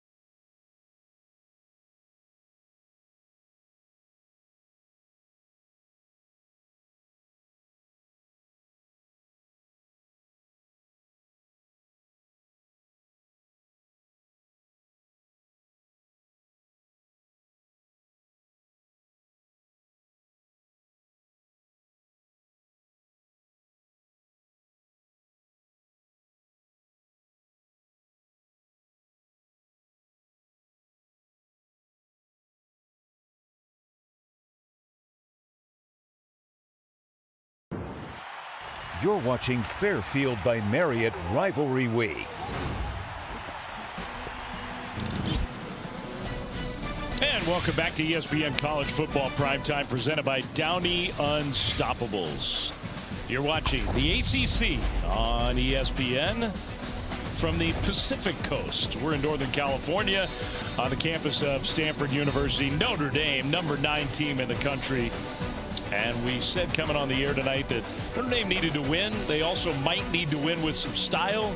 They are up with style, 35-3 over Stanford here, finishing out their regular season. A dominant statistical first half, not just the points on the board, rush yards, pass yards, total yards, time of possession. It was all Notre Dame. It certainly was. All Fighting Irish in the first half. Completely lopsided first 30 minutes of the game.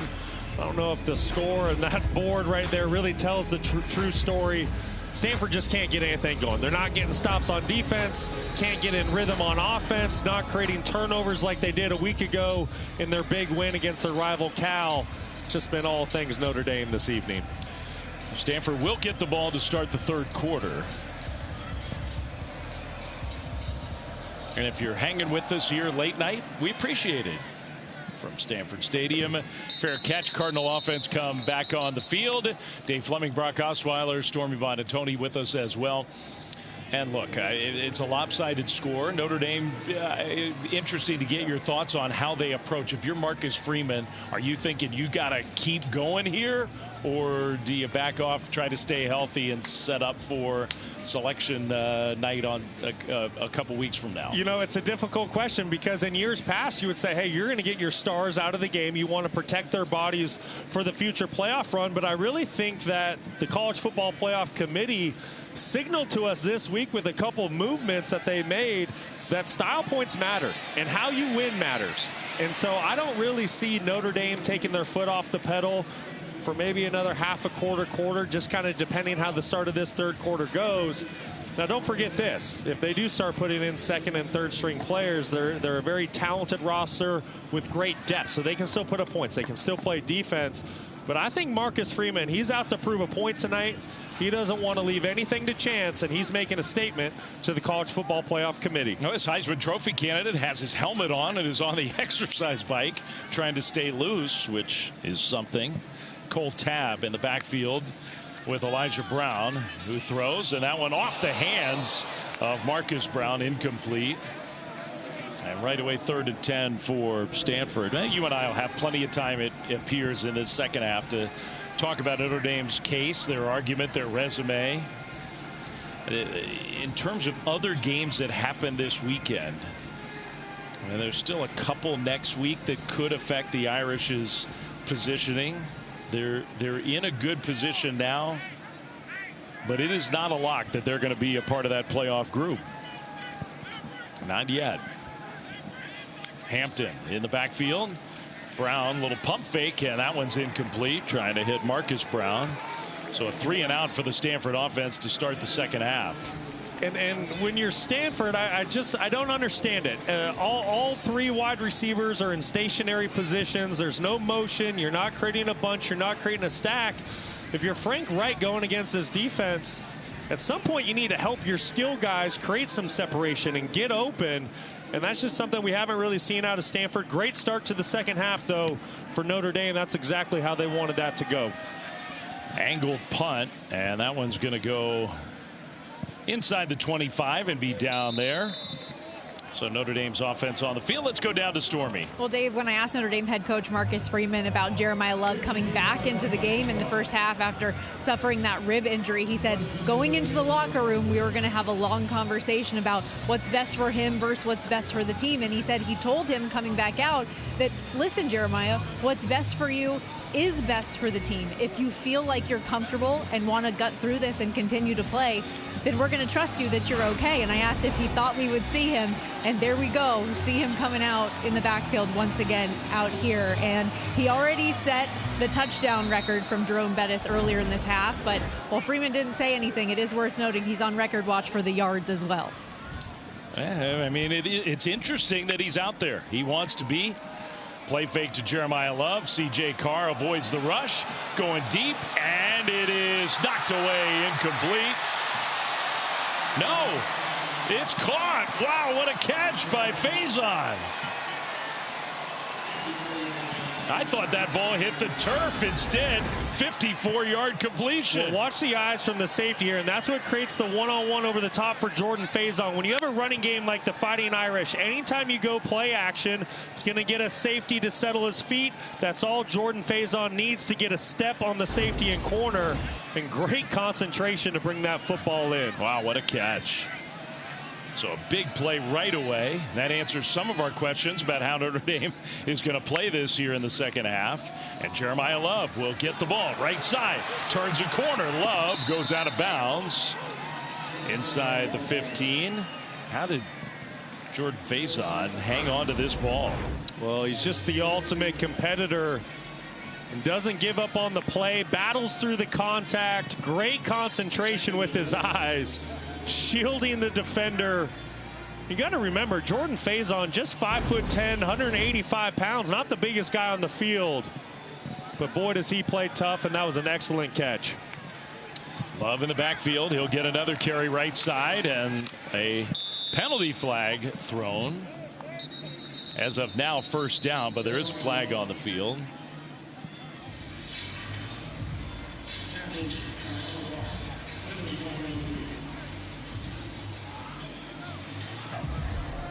Holding, defense number 94. Penalty enforced half the distance to the goal.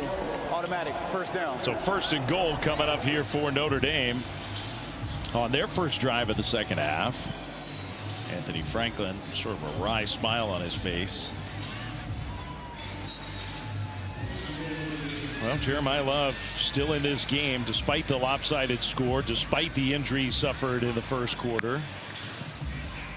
I think that says so much about who that young man is and how much his teammates mean to him, what this game means to him. I mean, he could easily go over there, grab a cup of Gatorade, sit on the sideline and watch the ball game, but he wants to be out there in the fire with his teammates. First and goal. Play fake to Love. End zone touchdown. And they made that look easy. Jordan Faison, the spectacular catch down the field. That one was easy for him from 6 yards out. It's 41-3 Notre Dame. That is just too easy for Jordan Faison. And it's really the action. So you get the tight end slicing the cross sell and run, and then you also get the play action by the back. And that's just going to get all eyes into the backfield, creates a one-on-one outside on the perimeter for Faison. It's that hard run that really sells the action, gets the defense to step up, and that's just pitch and catch in the backyard. The 54-yard catch by Faison, really that was the key to the whole drive. Extra point up and good for Notre Dame. Yeah, he stuck it through there. Well, Jordan Faison, he was the man on that drive for the Fighting Irish, making a statement here late night at Stanford.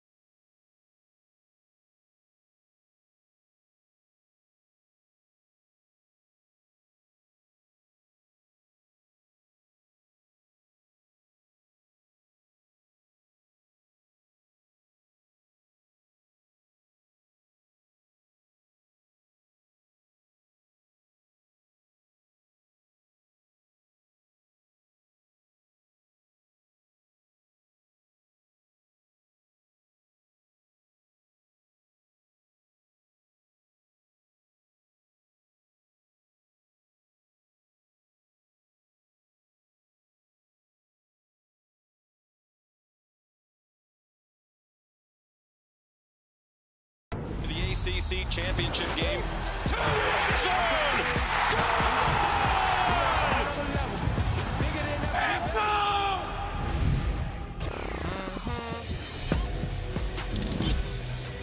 Well, there's a spot in the college football playoff on the line. An incredibly sort of unpredictable matchup. If you looked at the beginning of the year and thought Duke and Virginia are going to play for the ACC championship.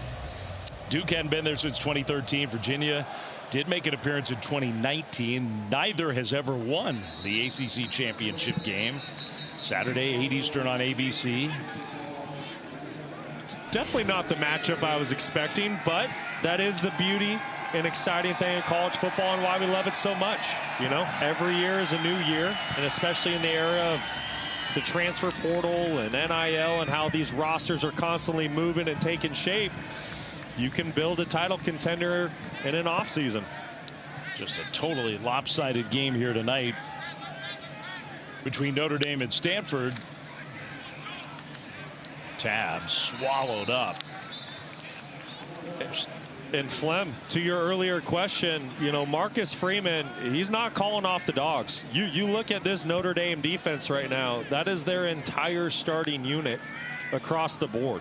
I mean, he's making a statement tonight, and he's really done it the last couple weeks, showing the College Football Playoff Committee how dominating his football team can be in all three phases. I mean, this is a Stanford team that beat Cal last week. You can't play these games in college football, but I mean, they beat Cal last week 31-10. Cal beat SMU tonight to send Duke to that championship game. Tip ball almost intercepted, incomplete. And Stanford's having a hard time even just completing a pass. It's 3rd and 10. Elijah Brown 6 for 21 tonight. Yeah, it just has nothing's come easy for the freshman quarterback, and I think really you just have to give credit to Chris Ash, his defense, and in particular the secondary for the Fighting Irish. I mean, they have just been in glove coverage all night long for Stanford. There's been little to no separation, just nothing coming easy for this Stanford offense. Leonard Moore, they've actually kind of targeted him, and he's come through with some big plays. Brown is going to check down, and then a nice move to get to the outside, but there's Moore to tackle Caden High for essentially no gain. Must be fun for Leonard Moore to actually be involved in a game. A lot of times teams don't even throw his way. Yeah, they really don't. And give some credit to the Stanford offensive line. You're going to see good protection, but keep an eye down the field. Look at the 2 wide receivers for Stanford. Where do you want Elijah Brown to throw this football? Really, that's kind of how it's been all night long. That's just a microcosm of what's been going on for Stanford. Nothing coming easy.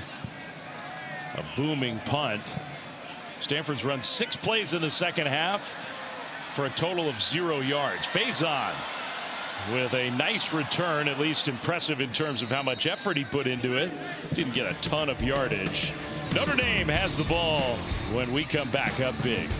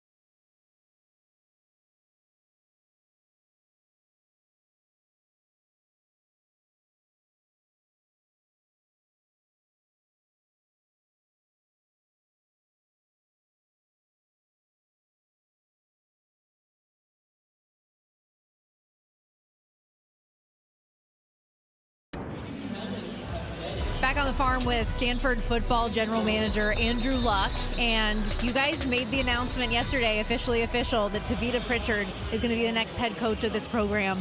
What made it clear that he was the right man for the job?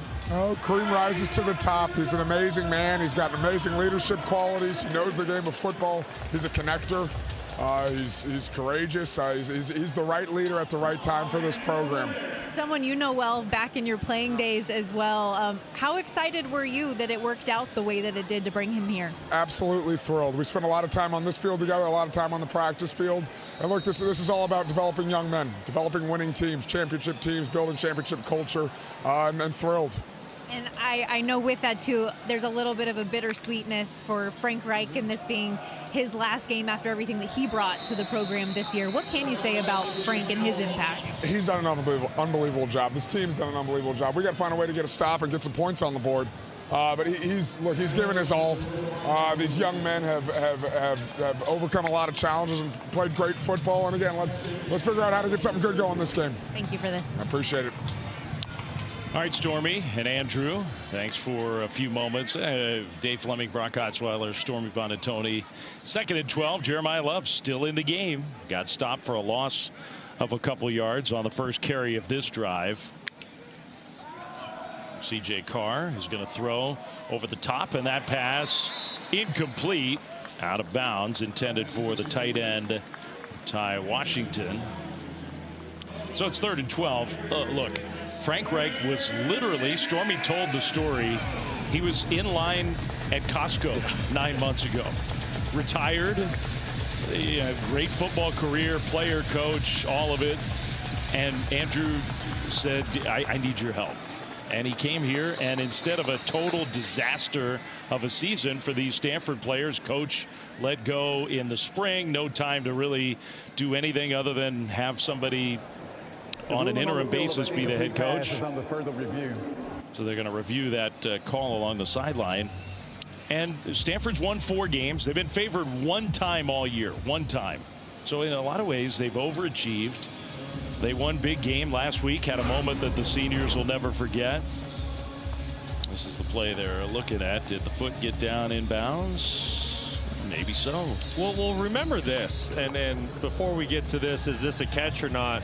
Prior to Frank Reich showing up, this is a Stanford program that in the previous 4 seasons, they won 3 games in each of those 4 seasons. Frank Reich shows up, they win 4 games, they go 4-1 at home. They finally win the big game against Cal, rivalry game that means so much to the 2 schools. And I think it says a lot about the relationship and respect that Frank Reich and Andrew Luck have for one another. The fact that he would take that call and really even entertain this job, and then to come in and do what he did. Now, I also think it's interesting. Let's hear this call. We'll keep going. After further review, the ruling on the field is upheld. 3rd down. I asked Frank Reich yesterday, I said, Coach, is there any part of you, especially with the foundation that you were able to lay down this year, that you might make this more of a permanent thing? This was before Tavita Pritchard was named the head coach. He said, Brock, I made it crystal clear from the very beginning with Andrew Luck. This was a 1-year deal. He goes, listen, I want to stay. I want to be here and see this thing through, but it's time to go home to my family. They deserve me. I need to go home. So I just have so much respect for Frank Reich and what he accomplished this year. Pressure comes. They're going to dump it down to Jeremiah Love, who breaks a tackle, then steps out of bounds. He was still moving down the field, but out of bounds, well short of a 1st down. So 4th down for Notre Dame. Andrew asked for the stop. Looks like the Stanford defense got the stop. Yeah, they heard their general manager. And once again, Frank Reich, just the foundation that he was able to lay. Andrew clearly has a vision for what he wants this program to be. And it's a great 1st year. It's well said by you. And Frank is not going to be totally disengaged. He's got a role as like a senior advisor to this program. He says he's totally invested in Andrew and Stanford. He's fallen in love with the university. So he's still going to have some sort of role with the football program. Fair catch signal by Liam Thorpe inside the 15. And the guy that Andrew Luck has hired to be the new head coach starting next year, Tavita Pritchard. This was an all-time great Stanford moment. Jim Harbaugh's first year as the head coach, 41-point underdogs, 4th down at the Coliseum against number 2 USC. Tavita Pritchard to Mark Bradford. Truly an all-time, and maybe the greatest upset in the history of college football, maybe.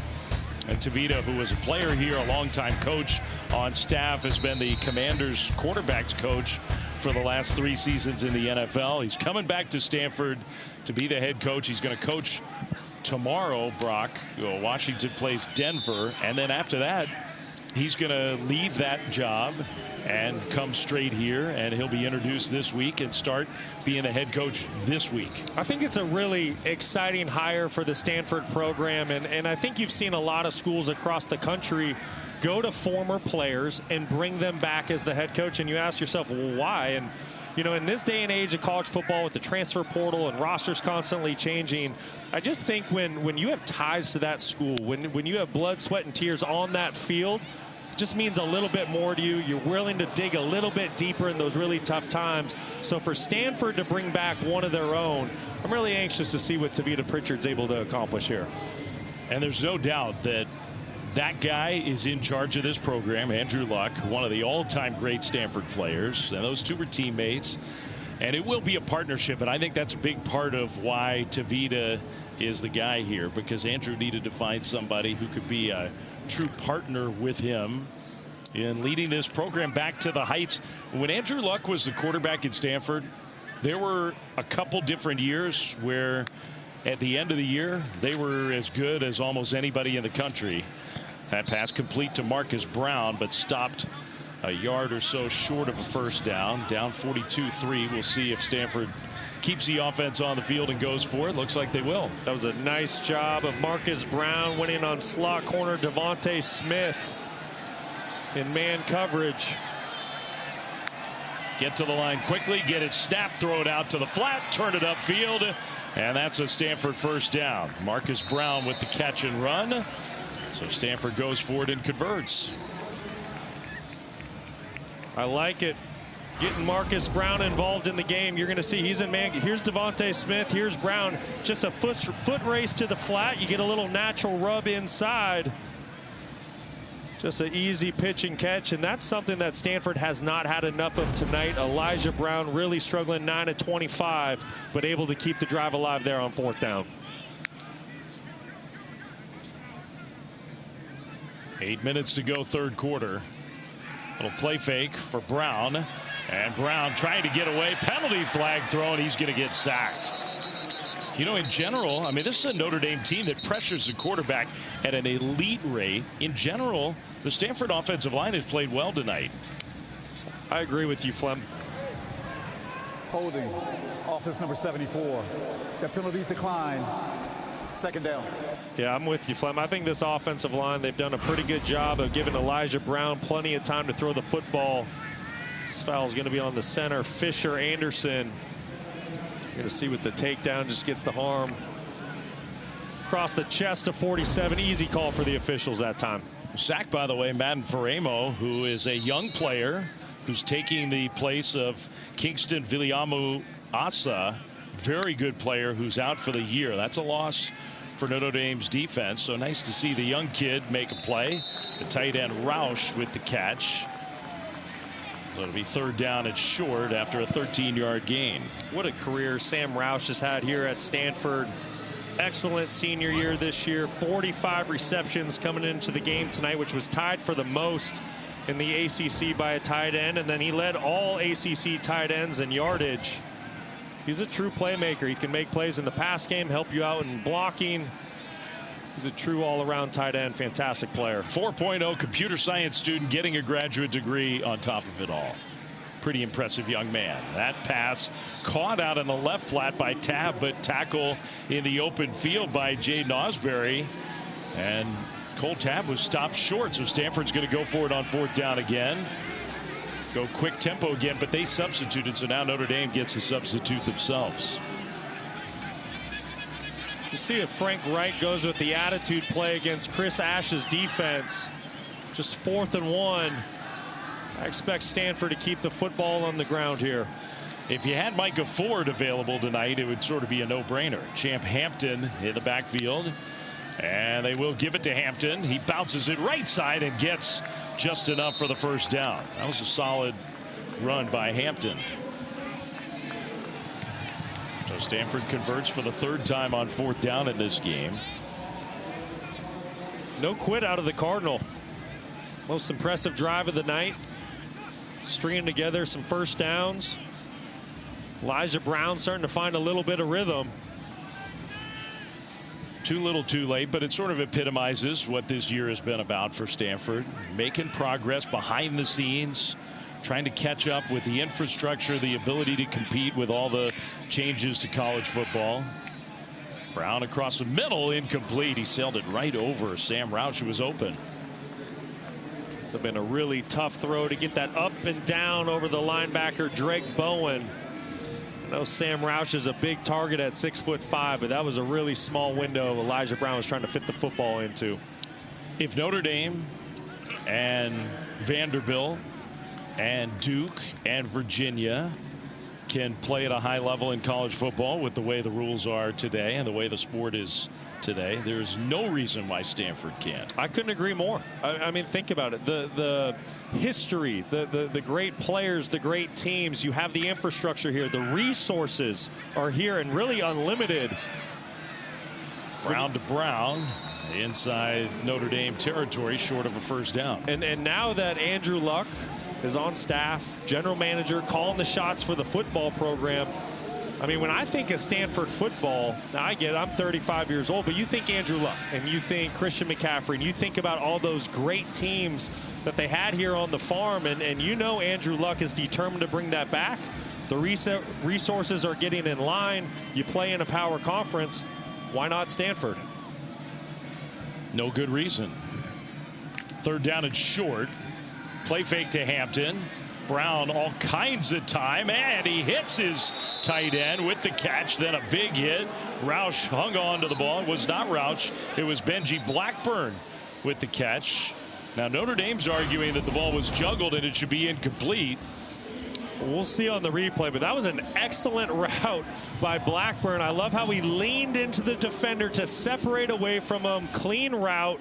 Excellent job. Strong hands. That's Schuler coming up on the big hit, and that looks like a clean catch to me. Yeah, I think so too.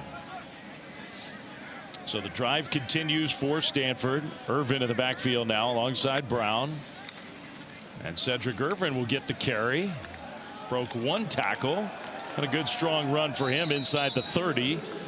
Down to the 27-yard line. Let's go down to Stormy. Well, and Dave, as you guys were talking about what Andrew Luck is trying to build here with this program, I asked Frank Reich just his belief in what he thinks Andrew can do, and he said it's off the charts, his belief. He said they're going to win here, and it's not if, it's when, and he thinks it's going to come fast because Andrew is a winner. He was going to get the right person in here to take over this job, and he said you bring someone of Andrew's caliber to an elite place like this, let him do his thing, he's going to get this program to an ACC title before you know it. It was a strong message from Frank Reich about his belief in getting it done. Hampton couldn't get away. Nice tackle.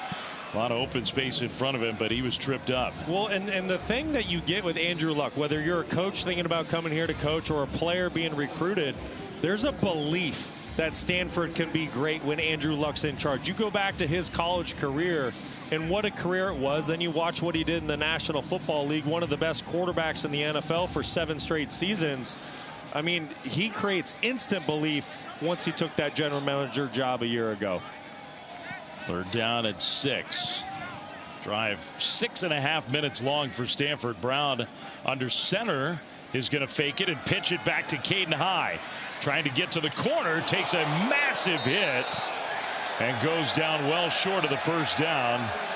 Pops right back up. Man, that's a tough kid. Not a real big kid, Caden High. What a hit by a Don Schuler. Coming from his safety position, we could hear that all the way up here, 5 stories up. Ooh. I mean, Don Schuler, one of the best safeties in all of America, plays the game the right way. A pro's pro, brings physicality, great instincts and recognition to the position. Just an outstanding hit. And this is where you just wonder. Stanford subbing, so now Notre Dame gets a chance to sub. It's 42-3. Why are you kicking a field goal? I don't know. I'm going for it here. Try to get some more points.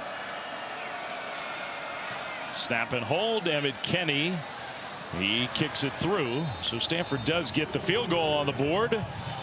It's 42-6 with 2:09 to go in the third quarter. The man now in charge of this program, one of the true all-time greats, number 12, Andrew Luck.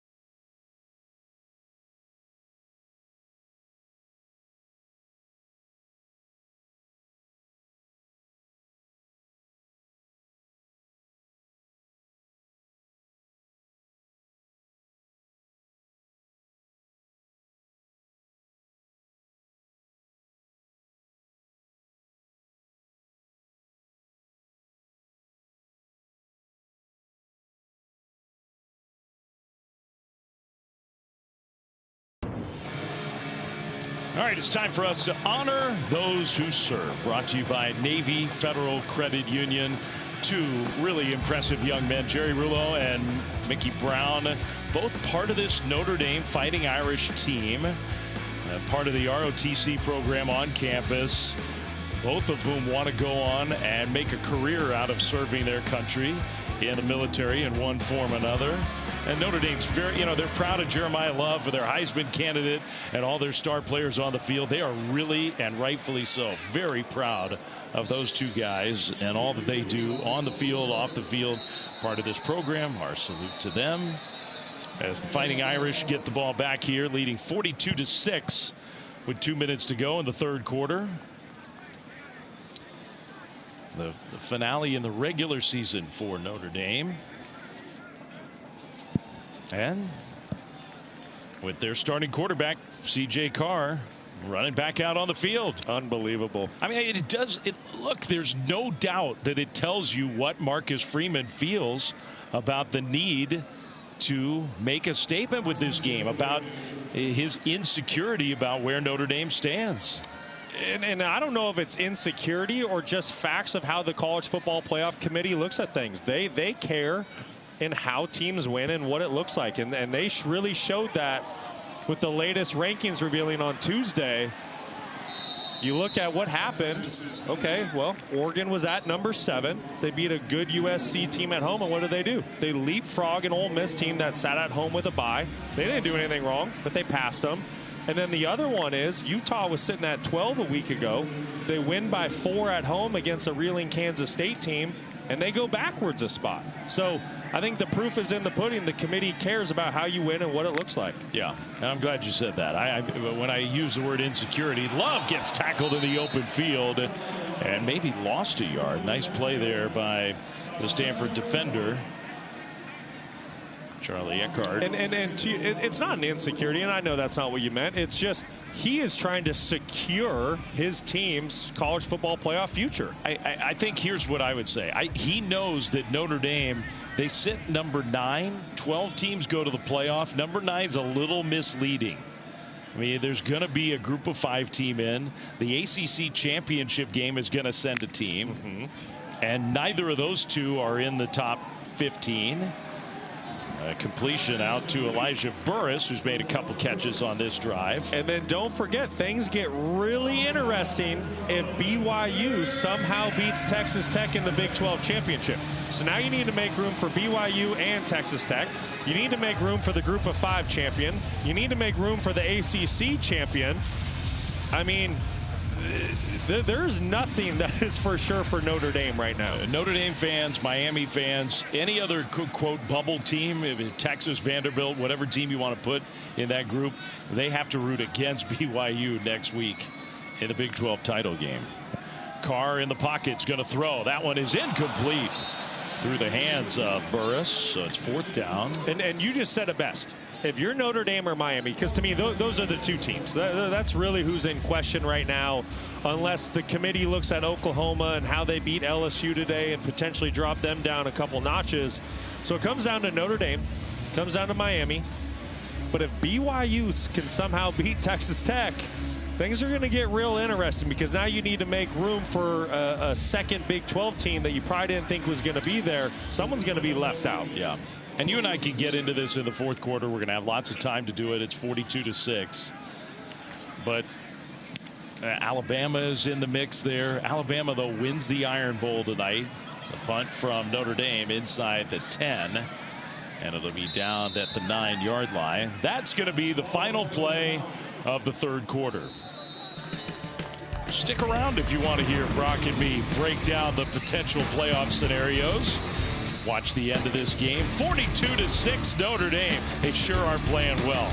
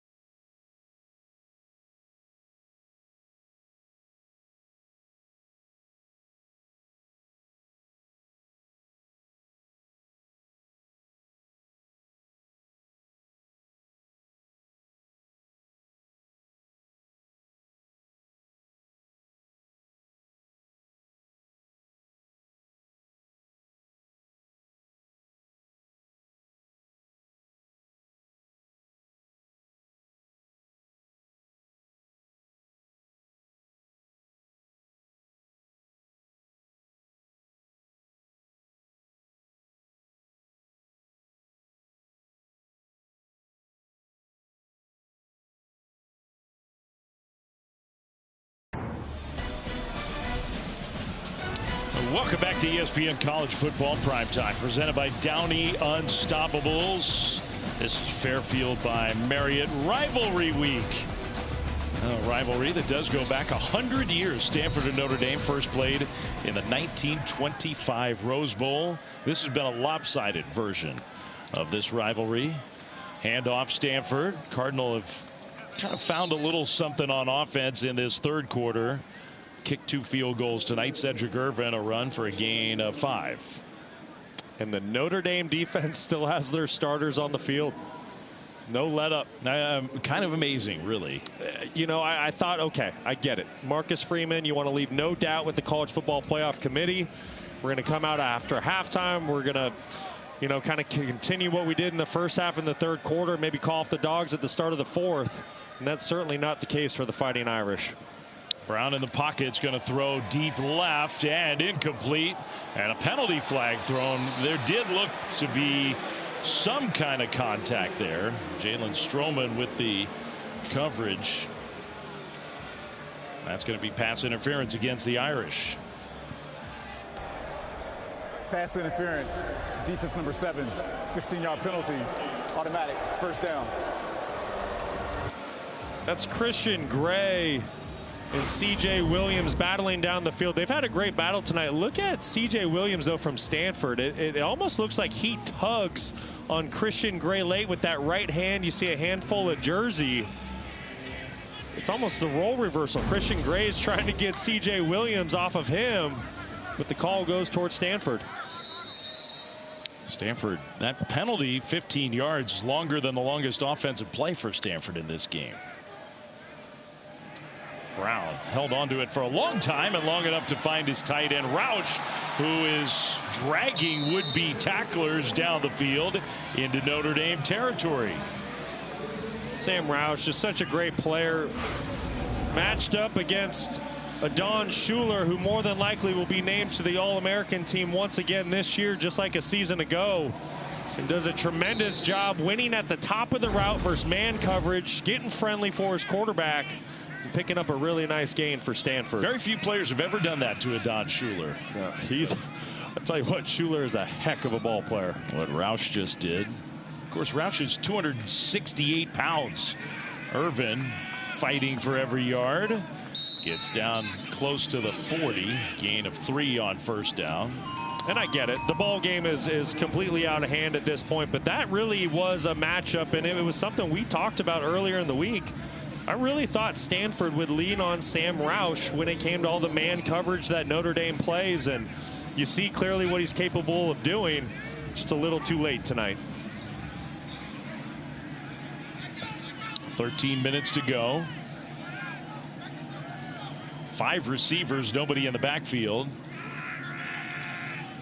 Second down and 7. Pressure comes. Brown dumps it over the middle, incomplete, trying to hit Bryce Farrell. Notre Dame still dialing up pressure, up 42-6, not taking their foot off the gas. Madden Faramo, that freshman, got some pass rush on there again, so he's made a couple plays in the second half. Came unblocked on that last play. Stanford's offensive line was sliding the opposite direction. Good play design by defense coordinator Chris Ash. 3rd and 7. Got to beat man coverage. Brown going down the right sideline, and it is caught along the sideline. Caden High. Perfect throw from Elijah Brown, and there's the biggest play of the game for the Cardinal, 32 yards. That's a really good throw and an even better route by Caden High. Does a great job of selling the quick out route, wheels up the sideline.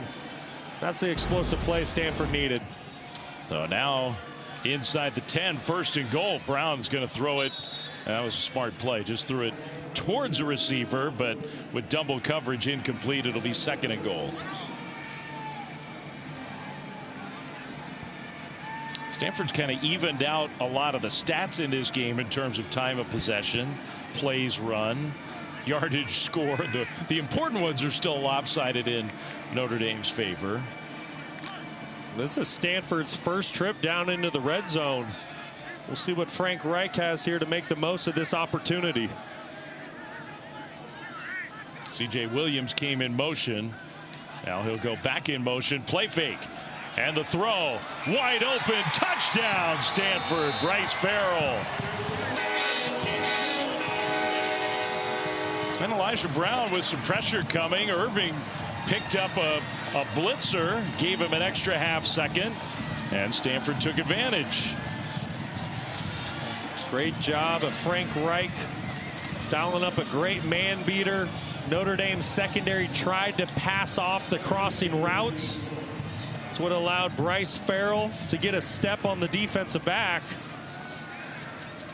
Nice play design and execution by Stanford.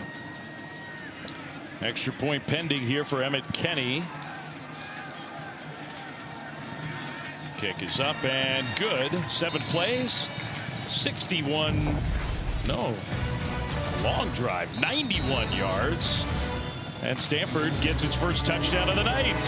The Cardinal playing hard to the end against number 9 Notre Dame.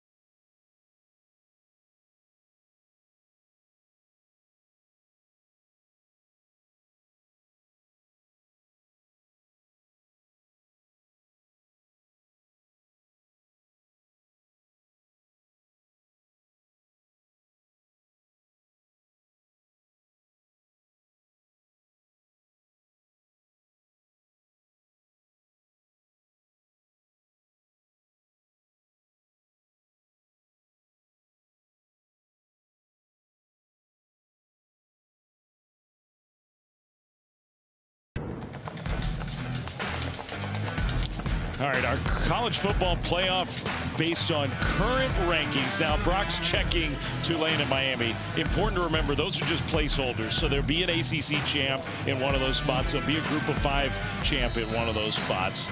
Miami is not ranked number 11 in the current rankings. They're number 12 at the moment on the outside looking in. That's very important when you start to stack their resume up. Miami played well today, had a good win at Pitt. Stanford gets a touchdown for the first time, and now they'll give the ball back to Notre Dame, up 42-13. AT&T keeping you connected with our bracket insights.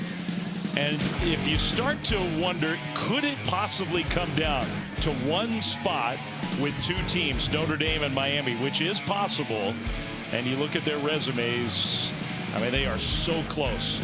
Notre Dame's going to finish 10-2. Miami's 10-2. All the metrics have them very evenly matched. Best win, you can sort of debate that. Wins against CFP ranked teams, each has 2.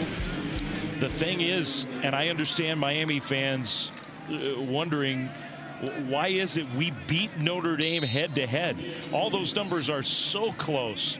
Would that not be the tiebreaker? By the way, you can sign up at ESPN.com and fill out your own CFP bracket challenge presented by AT&T.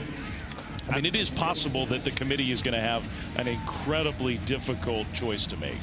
Well, that goes without saying. It's going to be very difficult to figure out who that last one out is. I think for Miami, the reason why they're sitting at 12 and you have Notre Dame sitting at 9, it's because of when Miami lost those games, right? Notre Dame lost in week 1 and week 2. And then since then, they've been on an absolute tear where it was kind of a flip side for Miami. Got out to a hot start, and then they lost in 2 out of 3 consecutive weeks. Things were kind of going downhill. I think the playoff committee started to question who the Miami Hurricanes were. They've regrouped since. They're playing good football. But I think the timing of the losses have separated Notre Dame from 9 and Miami at 12 right now. Kenny Minchie in the game now, the backup quarterback, and he completes that one on 3rd down to Aeneas Williams for a Notre Dame conversion. I just think, okay, now you step back at the end of the year, because I agree with you about that. Common opponents, a lot of similar results. The 4 teams that both Miami and Notre Dame have played. The Pitt games felt very similar. Notre Dame went to Pitt and dominated. Miami today went to Pitt and dominated. Stanford going to end up being a similar kind of result. Syracuse, I guess, a little different, although Syracuse without a functional quarterback.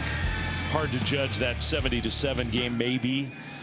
It's just everything is so close. If there was a big difference between the two, you can overlook the head-to-head matchup. If it's that close, how as a committee do you put a team in that lost head-to-head to the team that you're weighing them against? I don't know. I'm with you, Flem. I mean, when you break down Notre Dame season and Miami season, they're almost identical. I mean, when you look at all those stats we just gave you, they're nearly the same exact season. I think what the committee is doing right now is they're basing things off of the eye test.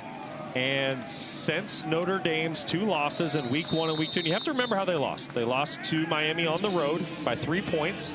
It was C.J. Carr's first career start. And then the next week, they lose in a shootout by 1 point to a really good Texas A&M team. And then since then, they played great football. And they've really looked like one of the most complete teams, offense, defense, special teams in America, minus the kicking game. Where Miami, they've had some ups and downs as the season has gone along, but I'm with you. How do you ignore the head-to-head? And the head-to-head, Miami won. All that said, I agree with you. Williams straight ahead, and there he goes. Aeneas Williams out into the open. Williams, 51 yards, touchdown.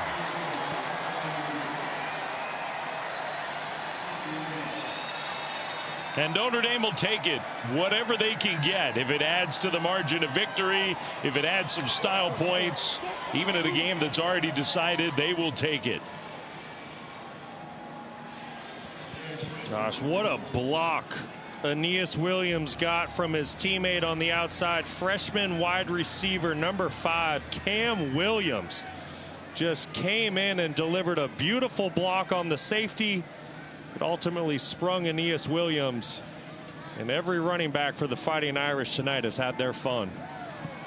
Love and Price and Williams all have been spectacular. So Notre Dame answers the Stanford touchdown with one of their own, a long play on the ground. There's that block Brock was talking about. And Aeneas Williams out into the open, off to the races. 49-13 Notre Dame.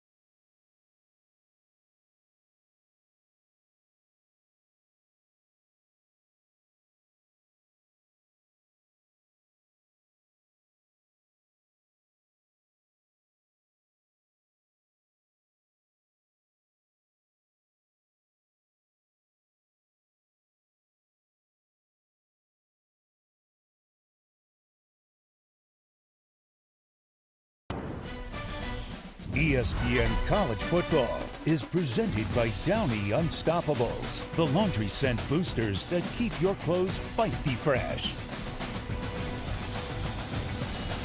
Some cool visuals. We know the matchups across college football championship games, conference championship games next weekend, including the unlikely matchup in the ACC on our ESPN networks as we look ahead. Friday, you get the American. Huge game, chance for one of those teams to be in position to be that group of 5 team. BYU, Texas Tech. Brock and I have already talked about that one. Georgia, Alabama, once again in the SEC championship game. Duke and Virginia. And maybe BYU is the team for every Notre Dame fan watching, because BYU is the team that doesn't feel like it's in right now, and as it stands right now, they're not in. If they win, obviously they are. It's really hard to imagine Texas Tech would lose that game and be out. That seems impossible. So that would kind of steal a spot from somebody else if BYU were to win that Big 12 championship game. I really think if you're a Notre Dame fan, that's where your eyes have to be. Because that's when things get weird. You know, you have to wonder, okay, BYU wins the Big 12 championship. Clearly they're in. You're not going to kick Texas Tech out. All right, well, what else do you have to look at? What does the committee do with Alabama? They're playing in the SEC title game. Okay, they win. Well, then that's clear. Well, they're in and Georgia's in. But right now, Bama's kind of on that outside looking in. But what happens if Bama loses? Are you gonna penalize them for playing in the SEC title game? I don't know. So you got to keep an eye on Alabama. Got to keep an eye on BYU, and I think the other team to keep an eye on is Oklahoma. I think they beat a quality SEC opponent. I don't care what anyone thinks. Okay, yes, LSU head coach was fired, this, that, and the other. They're still LSU to some regard, even with a backup quarterback. So, but with that being said, does Oklahoma get penalized for how they won today? Because it wasn't pretty. It was an ugly win in Norman. So do they potentially slide back? A lot of things to take into account. All excellent questions and points, and if you're a Notre Dame fan, you're going to be watching real closely on Tuesday. Obviously, that's not the final bracket reveal. The last ranking before the playoff bracket is announced, and it'll be huge. Where is Alabama? Where is Oklahoma? Where is Miami relative to Notre Dame starting on Tuesday night? I mean, it's just impossible for me to believe that Alabama is going to be left out. 3rd and 2 for Stanford, by the way. Elijah Brown got away from pressure and delivered a nice ball out to the 45 to Miles Libben for a first down conversion. That was a really nice job of Elijah Brown navigating the pocket, keeping his eyes down the field and delivering the ball. But back to the playoff discussion. Remember this. We'll break it down real simple. Number 12 is going to the group of 5 champ. 11 is going to go to the ACC champ. Okay. Well, then what happens if BYU beats Texas Tech? Okay, now they're probably at 10 or somewhere in there. And then to your point, what happens with Bama? So really, if you want to be truly safe and know that no matter what, you're going to be in the college football playoff, I think you need to get to number 8 unless you have a conference championship to play for, which Notre Dame doesn't. There's a lot of drama, a lot of things. And for Notre Dame and Marcus Freeman, they've done, since they lost those first 2 games, they have done everything they could do. They have dominated teams. They have won in such impressive style. It's not a knock on Notre Dame to say that their spot isn't 100% secure. No, and do I think they're one of the 12 best teams in America? Without a doubt. But you have to remember how the playoff is set up. We make room for the group of 5 champ. That's the highest ranked. We make room for all the Power 4 champions. So all of a sudden now the ACC is coming into play. Yeah, and those 2 spots that you're talking about are the ones that could keep, whether it's Notre Dame or Miami or, I mean, I guess there is a scenario where Alabama isn't in. That seems hard to believe. Alabama's got more good wins than anybody, I think, when you stack up the resumes. First down, Stanford here. You know, and I should make a correction. It's not Power 4. That doesn't come into play. It's the 5 highest ranked conference champions, regardless of conference. So, say Duke beats Virginia. Do 2 schools from the group of 5? Do they make it in? It's actually possible. It is. That's like the chaos scenario. Now that would still, the same result would be there in terms of quote, stealing a spot from one of these top-ranked teams. And that's the point I was trying to make. Yes, but it is something that should be clarified, and that's just the way the playoff is built right now. Some good football team, whether it's Notre Dame, whether it's Miami, whether it's a Texas team. Think about Texas. They're the only school in the country this year to have 3 wins beating top 10 teams. Look at Vanderbilt, Diego Pavia. I want to see that kid in the playoff. I want to see what he can do. So good teams are going to be left out regardless. Handoff here to Cole Tabb on first down. Stanford sent a different quarterback in. Is that Charlie Meyer? Charlie Meyer, the senior from Rancho Santa Fe. He saw his teammates kind of light up on the sideline, excited for Charlie to get a chance to play. I don't know that Charlie's taken snaps in a game in his Stanford career. You got to love seeing that on senior night. The big signal caller go out there, get some game action, put in a lot of time in this program. In the weight room, on the practice field, meeting room, let the kid go spin it. Got his pass knocked down at the line of scrimmage on second down, incomplete. So it's 3rd and 8. And again, just to put a bow on some of these discussions we've been having, Brock and I are not, we're not the committee. We're not trying to be the committee. We're not trying to weigh in with hot take opinions about this. We're just simply trying to break down the challenges that committee is facing. Meyer takes off, and he's going to scramble for a first down. Still going. How about that run? All the way down to the 10, and the Stanford sidelines just going nuts. A 30-yard scramble. Well, how about this scramble by the big fella? Pocket breaks down. Does a great job of going forward. Out there making some plays late for his ball club. Protect the ball at the end of the run. Beautiful run.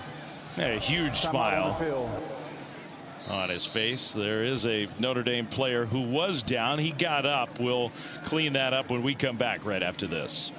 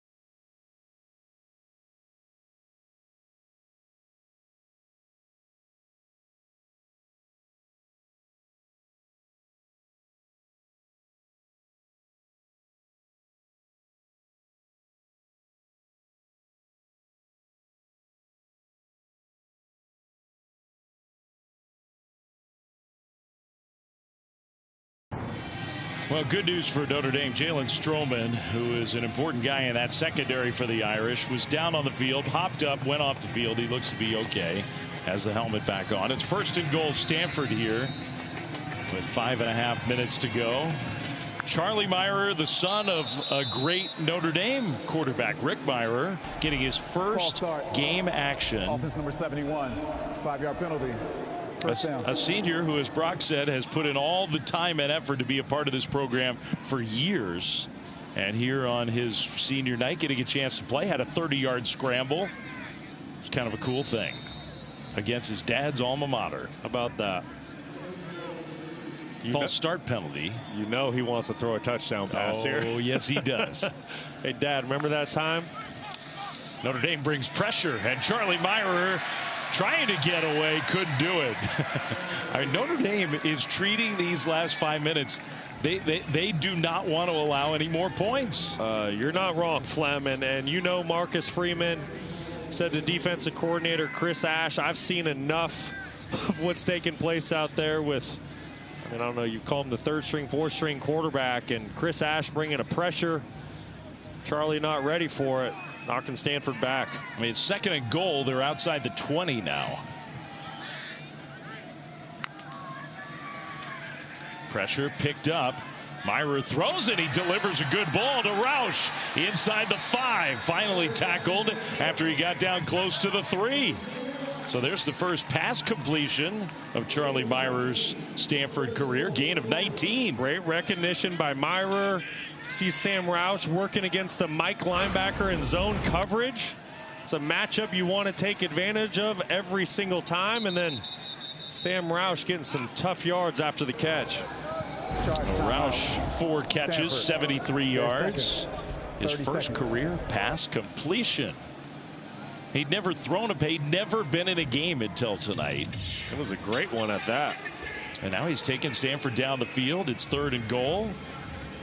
You see him talking with his head coach, Frank Reich, also the play caller.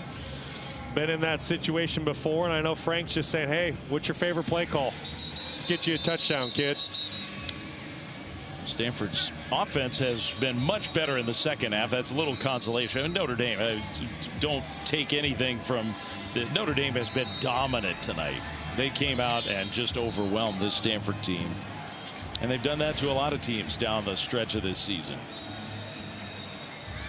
But if you're micro-analyzing these resumes at the end of the year, who knows? Maybe this matters. Pressure picked up. Myrer throws, caught, touchdown. Well, that was a nice throw. Marcus Brown into the end zone. And that's just got to be an incredible feeling. All that time put in. You finally get a chance to play. You lead your team down the field. You throw a touchdown. You love to see it. It's what makes college football so great. Great play design by Frank Reich. Excellent execution by Charlie Myrer. And a perfect route by Marcus Brown. And you see the teammates celebrating the senior quarterback. What a special moment. Against his old man's alma mater. That's really cool stuff. I love that. 12 plays, 80 yards, 5-minute drive, and it's 49-20. This was a really nice throw. It really was. And like I said, it started with a great play design versus man coverage. Beautiful throw in stride. Great route by Brown. And really just flawless execution. And you can see the joy by Charlie Myrer. Just all those years, like we talked about, the time and effort in the weight room, the practice field, the film room. You don't get any game reps. You finally get in there in your last game of college football. You make the most of your moment. So cool. He will never, ever forget that. And it's really cool to see the reaction of his teammates. Obviously, a guy who's very well liked for the stuff he's put in behind the scenes. So many players like that on every team, on every roster. That is what it is all about. We call those the glue guys, right? The locker room guys that really make this thing go. Might not get all the reps on game day and, you know, not the star of the show, but you can tell what he means to his teammates, and just so cool to see a guy make the most of his moment out there on the field. And I'm not calling out anybody in particular, but last week you saw Syracuse just tap out. They wanted no part of that game. And you got to give Stanford a little bit of credit. This game long ago was decided. They have hung in there and played hard and played much better in the second half. It's 49-20. Another one of those line drive low kickoffs. Notre Dame handled that one nicely. Well, if you go back to the start of the year and play Magic 8-ball about Notre Dame chances to make the college football playoff in the preseason, they were ranked in the top 6. So yeah, everybody was thinking this was a playoff caliber team. You lose at Miami to start the year. Yeah, try again. Then you come home and you miss an extra point. You lose to a good Texas A&M team. You're 0-2.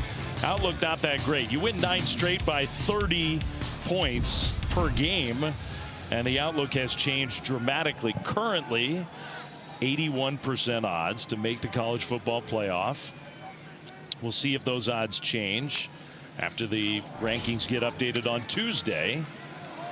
Pass down the right sideline. Notre Dame going deep with 3:48 to go. Airing it out to Elijah Burris. Minchie still in the game at quarterback at 2nd and 10. This is strange. I was going to say, I think Marcus Freeman said, hey, you're going to try to score points. Well, you know what? We're going to try to score more points as well. And, you know, as great of a moment as that was for Charlie Myrer and Stanford and for the senior quarterback in his first game reps of, you know, his entire career, you know, this is kind of what's wrong with the college football playoff right now. And I understand what Marcus Freeman's doing. I have respect for it. But rarely do you ever see this in a football game when you're up 49-20. But when style points matter, and like you said, Flem, Notre Dame and Miami, they are going to be under a microscope. Their resumes in comparison, Marcus Freeman knows that. He's going to play until this clock hits zeros. So 3.5 to go, under 3.5 to go. First down Notre Dame towards midfield. All true. All that's true. Every little bit might count in the end. But you're right, it sure is strange. That one incomplete, trying to hit the tight end Jack Larson out on the right flat.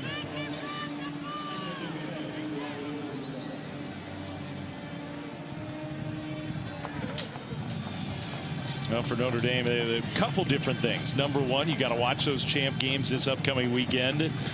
At least a couple of those could impact their position. Number two, you hope Jeremiah Love is okay. Jeremiah did come back in the game. We think he's fine. He wouldn't have come back in if he was seriously injured, but you hope that he's 100% soon. That one completed out on the right side, and then the slip by Burris. So across midfield, but third down coming up. Kenny Minchie, a great story for the Fighting Irish. Lost a really close quarterback battle with that man right there, C.J. Carr, back in fall camp. And just showed great leadership and selflessness. He didn't pout when he lost the quarterback battle. Just went back to work, asked his coach what he could do to get better. Put his head down, kept working, prepares like the starter every week. He's a great teammate. He's been there for C.J. Carr throughout the year. We like to see guys like that get out there on the field and get some burn once in a while. Yeah, that one complete, and a nice turn up field by Micah Gilbert, who's shown some flashes of a lot of talent as a young receiver for Notre Dame. First down, Fighting Irish. You know, I think so many players in this day and age, you lose a quarterback battle like Kenny Minchie did, and it was a hotly contested battle. It came right down to the wire. So many of those guys go in the tank. They just kind of put their head down and think about where they're transferring to next. That was not the case for Minchie. Showed some great leadership. 2-minute timeout at Stanford with Notre Dame up big.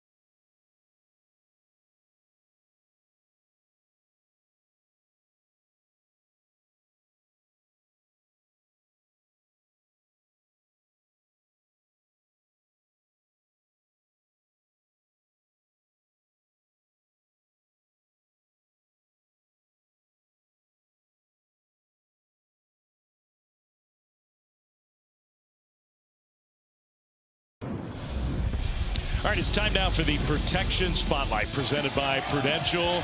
Up front, Notre Dame's line. They were protecting their backs today. Well, I was going to say, what's the best thing to protect? Have a great run game, and that's what we saw at Notre Dame tonight. It didn't matter if it was Jeremiah Love early in the game, Jadarian Price, or as of late, Aeneas Williams, who put on a show making the most of his opportunities. 10 carries, 83 yards, and 2 touchdowns on the night for Williams. Nolan James gets the carry here out of the 2-minute timeout. I mean, Notre Dame, they are acting like they want more. I think they do. As we went to break, we saw Marcus Freeman talking to the offense. We saw some real intensity out of the head coach. Even though his ball club is up 29 points here late in the fourth quarter, we'll see if they take a shot at the end zone. 2nd down and 7. Kenny Minchie in a quarterback. They are going to throw the ball, and they're going downfield toward the end zone. Knocked away, incomplete. Intended for Gilbert. Boy, Gilbert had a step on Neely. Ball just slightly underthrown. And once again, we just touched on it. This is something that you see so rarely in the game of football. A team up 29 points trying to score late in the fourth quarter. But you know why? It's Marcus Freeman, and he wants to lay everything out there for the College Football Playoff Selection Committee. He's not taking his foot off the gas.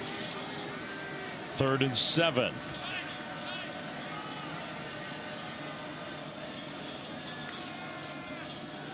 Minchie's going to run. He's got a lot of athleticism. He'll get the first down. Still going. Inside the 25, goes into a slide, gets hit, and a penalty flag thrown. Well, that hit came in. And I assume that's going to be on Stanford.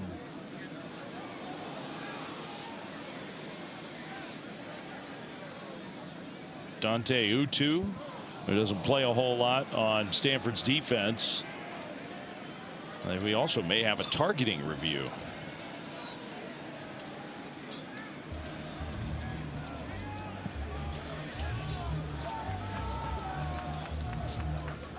So Minchie with the scramble for the first down. After the play, personal foul, unnecessary roughness with targeting defense number 15. 15-yard penalty, automatic first down. The previous play is under further review. I mean, this is just such a difficult position to be in as a defender. You're going to see the late slide by Minchie. I mean, I guess as the defender, you have to understand that it's probably coming from the quarterback. At some point, he's going to get down. I mean, that is contact to the head and neck area. Quarterback sliding is defenseless. Well, Matt Austin has hung in with us all game long. This is kind of a tricky one, Matt. What do you think? Well, you said it perfectly right, Dave. It is a tricky one because it's to the back of the head. The slide is a little unusual. The hit is coming in from the side. Looks like he gets him in the back. The helmets do click. If I was in the replay chair, I would not make this targeting. I think the hit was to the back. After further review, the ruling on the field of targeting has been upheld. Number 15 has been disqualified from the game. Well, Matt, any follow-up on that? I mean, it seems like just a tough one. It is. From a safety standpoint, he did get him in the head. But most of the contact was to the shoulders, it looked like to me. The heads did come together. Again, it's a toss-up. It's very subjective. I would have gone the other way. Instead, Dante Utu's out of this game. It's 1st and 10 Notre Dame. Not quite 1st and goal with 1 minute and 7 seconds left on the clock. And a handoff to Nolan James. He gets tackled for no gain. Well, we'll see what Notre Dame does here as the clock rolls under 1 minute. Would they kick a field goal if they don't get in the end zone? I don't think so. I expect 2 shots to the end zone here. Depending on the down and distance, if you get to 4th down, yes, that could come into play. Once again, just such a bizarre situation that you rarely see. Could be a lot of people interested in that field goal try if that were to come about. Minchie rolling right. He's going to dump it short. Pass completed. And then a broken tackle finally out of bounds. Clock will stop. Jack Larson, the young tight end, inside the 10. Gain of 6. By the way, when we're finished here, whenever that is, we get Sports Center. Marcus Freeman's going to join the show live to talk about Notre Dame's playoff ambitions. Pete Thamel's got all the news on the Lane Kiffin saga, WWE superstar Rhea Ripley on the show, and a whole lot more when we're done after the game on Sports Center. It's 3rd and 5 with 26 seconds remaining. High snap. Minshee drops it. It's still on the turf. Scrambled for the ball, and it looked like Notre Dame somehow recovered. So now it's 4th down. And we might get a field goal try, or Marcus Freeman may just let the clock wind down, which I think is the smart thing to do. What a bizarre ending to the game. Listen, I don't like it, but I understand it. I understand what Marcus Freeman was trying to do, and I respect it. And look, the way this game unfolded in the second half was a little wonky. Overall, you have to give Notre Dame credit. Man, did they play well. They started the season 0-2. They end the regular season 10-2. Hard for them to make a more convincing argument. I agree. It was their final opportunity to showcase to the playoff committee why they deserve to be in. They came out and hitting on all cylinders. What a performance by the Fighting Irish. For Brock Osweiler, for Stormy Buonantony, our whole crew, Dave Fleming saying so long. Thanks for being with us. Sports Center comes up next.